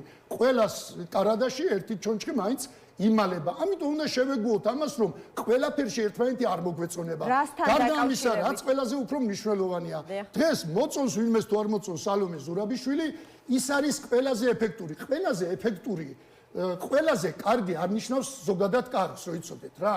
ყველაზე კარგი ნიშნავს, რომ სხვა ყველა ვერსია ჯობია, რომელიც თავისთავად შეიძლება სულაც არ იყოს კარგი. ოღონდ სხვას თუ ჯობია, მაშინ ის უნდა აირჩიო, იმიტომ რომ სხვა უკეთესი არ აგავს. დღეს სალომე ზურაბიშვილი და მის ირგვლივ გაერთიანება არის ყველაზე კარგი შესაძლებლობებს შორის ყველაზე კარგი რესურსი თუ გვინდა რომ საქმე გავაკეთოთ. იმიტომ კი არა რომ ვინმე სალომე მოწონს ან არ მოწონს სალომე, იმიტომ რომ დღეს ერთადერთი სუბიექტი, რომელსაც ჯერ კიდევ უწოდებენ პრეზიდენტს და მეკავშირე დასავლეთთან არის სალომე ზურაბიშვილი და მის ირგვლივ ჩამოყალიბებული პოლიტიკური სპექტრი. მარტო სალომეც ვერ იქნება, მინდა გითხრათ, ოღონდ სამწუხაროდ თუ პოლიტიკურ სპექტრს უნდოდა რომ პოლიტიკურ ქართველი ერის პოლიტიკურ წარმომადგენლად ყოფილიყო, აი მოთხ სუბიექტს, რომელმაც გადალახა არჩევნებში ბარიერი, უნდა მინიმუმ 2020 წლის დონის координация მაინც უნდა შეძლებოდათ. მე გაგახსენებთ რა უშლიდა ხელს, ან ვინ უშლიდა ხელს ამ координациას და ახლა რა შეიცვლება? ანუ ახლა რა იცვლება ეს გითხარით? მაშინაც სალომე ზურაბიშვილი იყო ამ координацიის ინიციატორი, მიდიოდა 2020-ში გაცო. არა, ახლა გულისხმობ კაცო, აი ამ ეტაპამდე როდესაც არ იყო ეფექტური координация, როდესაც თქვენ ამ ეტაპამდე координациას მე ვერ დავარქმევდი, ეს იყო შეხვედრები, ეს იყო ასთაგაცვლა გამოცვლა, ეს იყო მასალების მიღება სალომე ზურაბიშვილის მხრიდან სხვადასხვა პარტიებიდან და მე გატანა რაც საკმაოდ ეფექტური იყო. მიმაჩნია რომ დროა გადავიდეთ კოორდინირებულ მოქმედებაზე, მათ შორის განსაკუთრებით დასავლეთში. ყველა პარტიას აქვს თავთავისი რესურსი. ეხლა არის საჭირო ამ და მინდა გითხრა რომ ეფექტური შედეგი გამოიღო. ყველა არასამთავრობო მუშაობდა დამოუკიდებლად, ყველა პარტია მუშაობდა დამოუკიდებლად. ნაკლებად კოორდინირებული იყო ადამიანები. პარტიებმა უნდა იარონ ერთად და არა ცალ-ცალკე. არა, ერთი წუთი დავასრულებ რა. პარტიები ამას აკეთებდნენ, არასამთავრობო ორგანიზაციები ამას აკეთებდნენ. ამას ჰქონდა სხვათა შორის დადებითი ეფექტიც, როცა ბევრი წყაროდან, სხვადასხვა წყაროდან ღებულობ ერთსა და იგივე შეფასებებს, ღებულობ ერთსა და იგივე ინფორმაციას, უფრო მეტად დამარწმუნებელი ხდება ეგ ინფორმაცია. ოღონდ აი ამას რასაც ვაკეთებდით, უნდა დავამატოთ კოორდინირებული მუშაობა, სადაც პირობითად ვამბობ, უნდა ვიცოდე სად მიდიხარ, რა რესურსი მაქვს, რომ ის დაგახვედრო მზად და შენ სარგებლო, ანუ როგორ მინდა იცი? თქვენ შენი მუშაობის ეფექტიანობისთვის უნდა გამზადებულად წინასწარ შენს რესურსად ვაქციო ის რაც მაქვს მე. შენ უნდა ჩემს რესურსად აქციო რომელიღაც სხვა ქვეყანაში, რომელიღაც სხვა ინსტიტუტებში. უამრავი სამუშაოა. ჩვენ პრაქტიკულად უნდა გავაკეთოთ საგარეო საქმეთა სამინისტრო არაფორმალური, ეს მოითხოვს უზარმაზარ ხარჯებს, ეს მოითხოვს უზარმაზარ ენერგიას, ეს მოითხოვს უზარმაზარ კავშირების ამოქმედებას.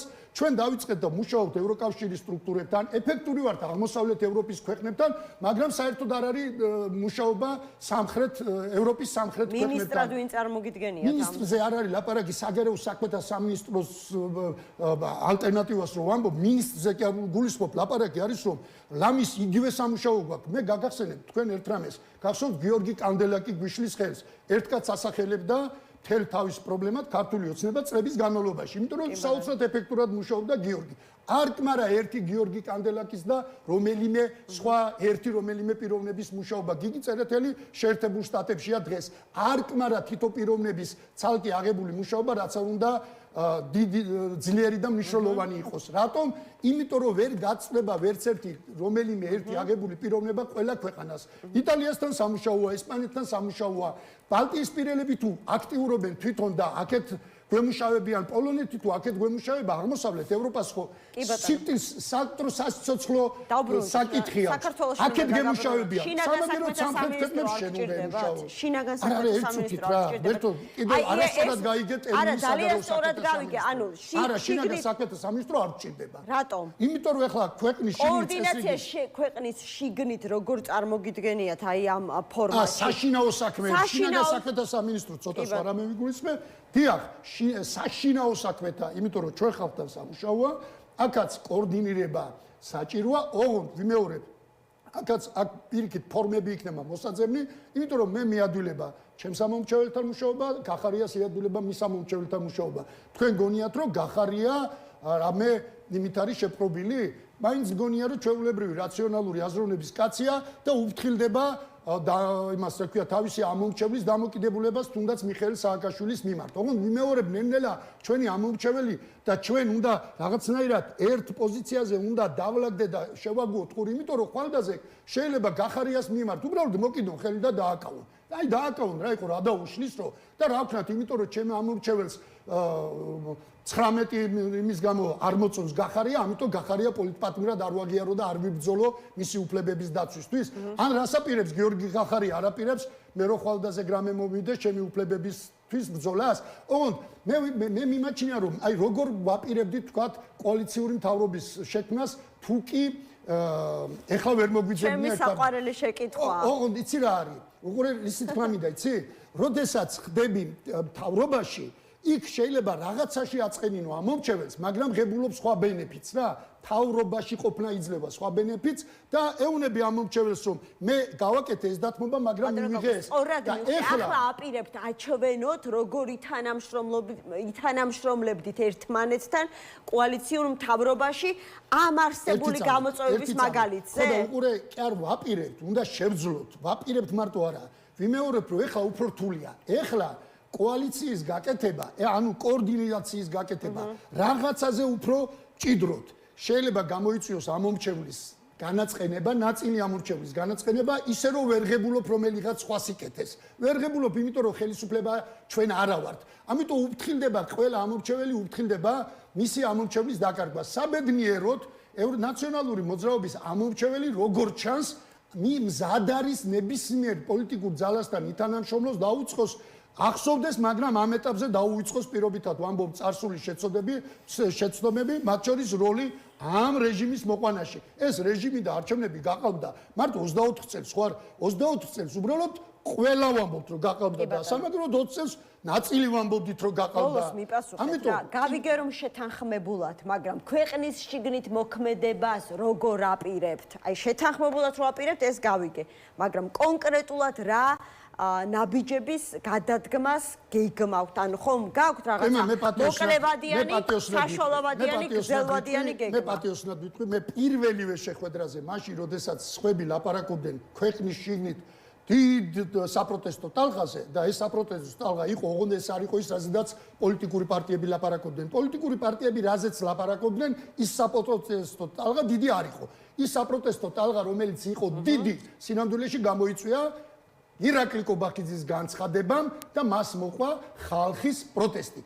აი პროტესტზე, რომელზედაც პოლიტიკური პარტიები ლაპარაკობდნენ და პოლიტიკური პარტიების მხარდასაჭერი პროტესტი სამწუხაროდ დიდი არ იყო, ამიტომ მე მაშინვე ვამბობდი, რომ მე ხედავ მდგომარეობას ასე, შიგნით პროტესტი, რა მასშტაბისიც არ უნდა ყოფილიყო, მასშტაბს უკვე მნიშვნელობა აღარ აქვს მაშინ რა და გარეთთან ზეწოლაზე მუშაობა. ანუ ესე, შიგნით პროტესტი, პროტესტზე დაფუძნებული არაღიარების პოლიტიკა და არაღიარებაზე დაფუძნებული სანქციების პოლიტიკა. ოღონდ ეს სამი რამე, ერთი მორჩა და მეორე დაიწყო, მეორე მორჩა და მესამე დაიწყო, ესე კი არ არის. მუდმივად უნდა იყოს პროტესტი, მუდმივად უნდა ვიბრძოლოთ არაღიარებისთვის, იმიტომ რომ ხელისუფლება ხელებჩაყობილი კი არ არის ჯიბეში. ის ცდილობს დღეს თუ არა მომავალ წელს აი მაგალითად დაალაგოს ტრამპთან ურთიერთობები. ტყუილად ცდილობს, შანსიც კი არ ექნება. ბევრი სხვა შემადგენელი ნაწილების გამო, მაგრამ ხო ცდილობს. ამიტომ შენ მუდმივად უნდა ცდილობდე, რომ ხელისუფლებამ ეს ვერ შეძლოს. და მესამე, ხელისუფლებას ნაკლებად აწუხებს შიგნით პროტესტი ამ წუთში მასშტაბებითაც და უფრო დიდი მასშტაბებით კი, იმიტომ რომ ეს ხელისუფლება სისხლის დაღვრაზია წამსვლელი და 2003 წლის მაგალითი არ გამოგვადგება. მით უმეტეს არ გამოგვადგება 91 წლის მაგალითი, როცა ვიმეორებ ჯარის ერთი ნაწილი გამოვიდა გამსახურდიას მორჩილებიდან და დაუპირისპირდა მისივე კიტოვანი, მისივე სარდალი დაუპირისპირდა. ხალხი მერე ჩაერთო და პოლიტიკური ძალები. და 2003 წელს ხელისუფლება იყო სუსტი, პოლიტიკური პარტიები იყო გაცილებით უფრო სტრუქტურირებული. დღეს ხელისუფლება არის ძლიერი და რაც ყველაზე მთავარია, ეს ხელისუფლება არის ფიზიკურად ძლიერს გულისხმობ, მორალურად არა, ფიზიკურად ძლიერი, მას ზურგს უმაგრებს. ასევე ერთ-ერთი უბოროტესი სოფლიოს პრობლემა რუსული სახელმწიფო, ამიტომ ვამბობ, რომ მე ვხედავ და დღესაც ვხედავ ესე, რომ შიგნით პროტესტი, ოღონდ გარედან სანქციების რაც შეიძლება კიდევ უფრო მეტი რა უფრო მეტიც კი ცოტა ხმამაღლიანად თქვა მე, იმიტომ რომ ჯერ უფრო მეტი კი არა, მინიმალურია, ჯერ მინიმალურის კიდევ უფრო ცოტა ნაბიჯებია გადადგმული. რაც შეიძლება მეტი და ეფექტური სანქციები, რომ ეს ხელისუფლება ჩადგეს გამოუვან მდგომარეობაში. სანქციების გარეშე და ზეწოლის გარეშე ამ ხელისუფლებას აღიარება, არ აღიარების პრობლემა უბრალოდ არ აწუხებს. ამ ხელისუფლებას პროტესტი იგივე ფორმატში, რა ფორმატშიც ახლა მათ შორის იგივე ფორმატში, მათ შორის კიდევ ერთხელ მეორე, ჩემთვის პროტესტი არის არა ხელისუფლებასთან თავარ ნაწილში არის არა მხოლოდ ხელისუფლებასთან დაპირისპირების ეს რა ქვია ფორმები და მასშტაბი, არამედ ჩვენს პარტნიორებთან საფუძველი იმისა, რომ მათმა დაინახო, რომ ეს პროტესტი არ შეწყვეტილა და ქართველი ხალხი არ შეგუებია და თუ ამას ასე შევხედავთ, თუ ჩვენ ხვალდაზე პროტესტი როგორც პროცესი და არა როგორც ზეწოლის ბერკეტი ხელისუფლებაზე. მათ შორის ზეწოლის ბერკეტიც არის, ხო, ოღონდ ვიმეორებ ეს. მაგრამ ამ ფორმით რომ არ არის, ამას ხო ვხედავთ? არა, არის, ოღონდ ვიმეორებ ეს თუ ამას განვიხილავთ გარედან ზეწოლის საფუძვლად და ამის გარეშე ის ვერ იქნება უბრალოდ შენ თუ დანებდი შენს მაგივრად არავინ ამ ხელისუფლებას ბრძოლას არ გამოუცხადებს. მაშინ რატო ვფიქრობთ რომ ამ პროტესტს არ აქვს ზეწოლის ეფექტი? თუ პირდაპირ ზეწოლის ეფექტად განვიხილავთ, ვიმეორებ ამ წუთში, ამ ფორმაში არც ქართული ოპოზიცია და არც საზოგადოება. რატომ ბევრი რამის გამო, მათ შორის კიდევ ერთხელ ვამბობ, ერთხელ ცუდი ტერმინი ვიხმარი ახლა რა გააკეთა 28-ში ყობახიძემ. რა გააკეთა 28-ში? რა უბრალოდ თქვა ის, რასაც გვიკეთებდნენ, ანუ თქმამ გაცილებით მეტი ესე ვთქვათ კატალიზატორის როლი შეასრულა და შენთან გავიხსენე თუ არ ვწდები ერთი რა ვიცი ტკბილიანი თუ უკბილო ანეკდოტი კახელი კაცი რო სამავთყოფოში მოხდება და რა მოგივიდაო და შვილს დედა შევაგინე კიდე კაი ფაქტზე არ წაგვისწრო ძალიან ცუდ რამეს ვამბობ ფაქტი გქონდა ჩვენ საკუთარ თავებზე ხელისუფლება ფაქტს გვიკეთებდა და არა შეგინებამ დაგვაგიჟა ხო ეგეთია ქართველი ხალხი სამწუხაროდ ამიტომ ვიმეორებ რომ ჩვენ უნდა ვემზადოთ შიგნით პროტესტის გასაზრდელად მათ შორის ზეწოლის შესაძლებლობებში გადაყვანის გზებიც უნდა ვეძებოთ, ოღონდ ამ წუთში ხელიდან არ უნდა გავუშვოთ ის რაც ეფექტურია და კიდევ უფრო ეფექტის მომცემი შეიძლება იყოს. ეს არის გარედან ზეწოლა. მადლობა, აკაკი ბობოხიძე, ევროპული საქართველოს გენერალური მდივანი იყო, დღევანდელი გადაცემის ბოლო სტუმარი, სულ ეს იყო ამ დროისთვის. გადაცემა 360 გრადუსი ეთერში დაბრუნდება 4 შაბათს. მე რა თქმა უნდა დიდი ხნით არ დაგემშვიდობებით, ხვალ შევხვდებით ერთმანეთს პარტნიორ ნიუსის ეთერში 13 საათზე გადაცემაში საქმე დროებით.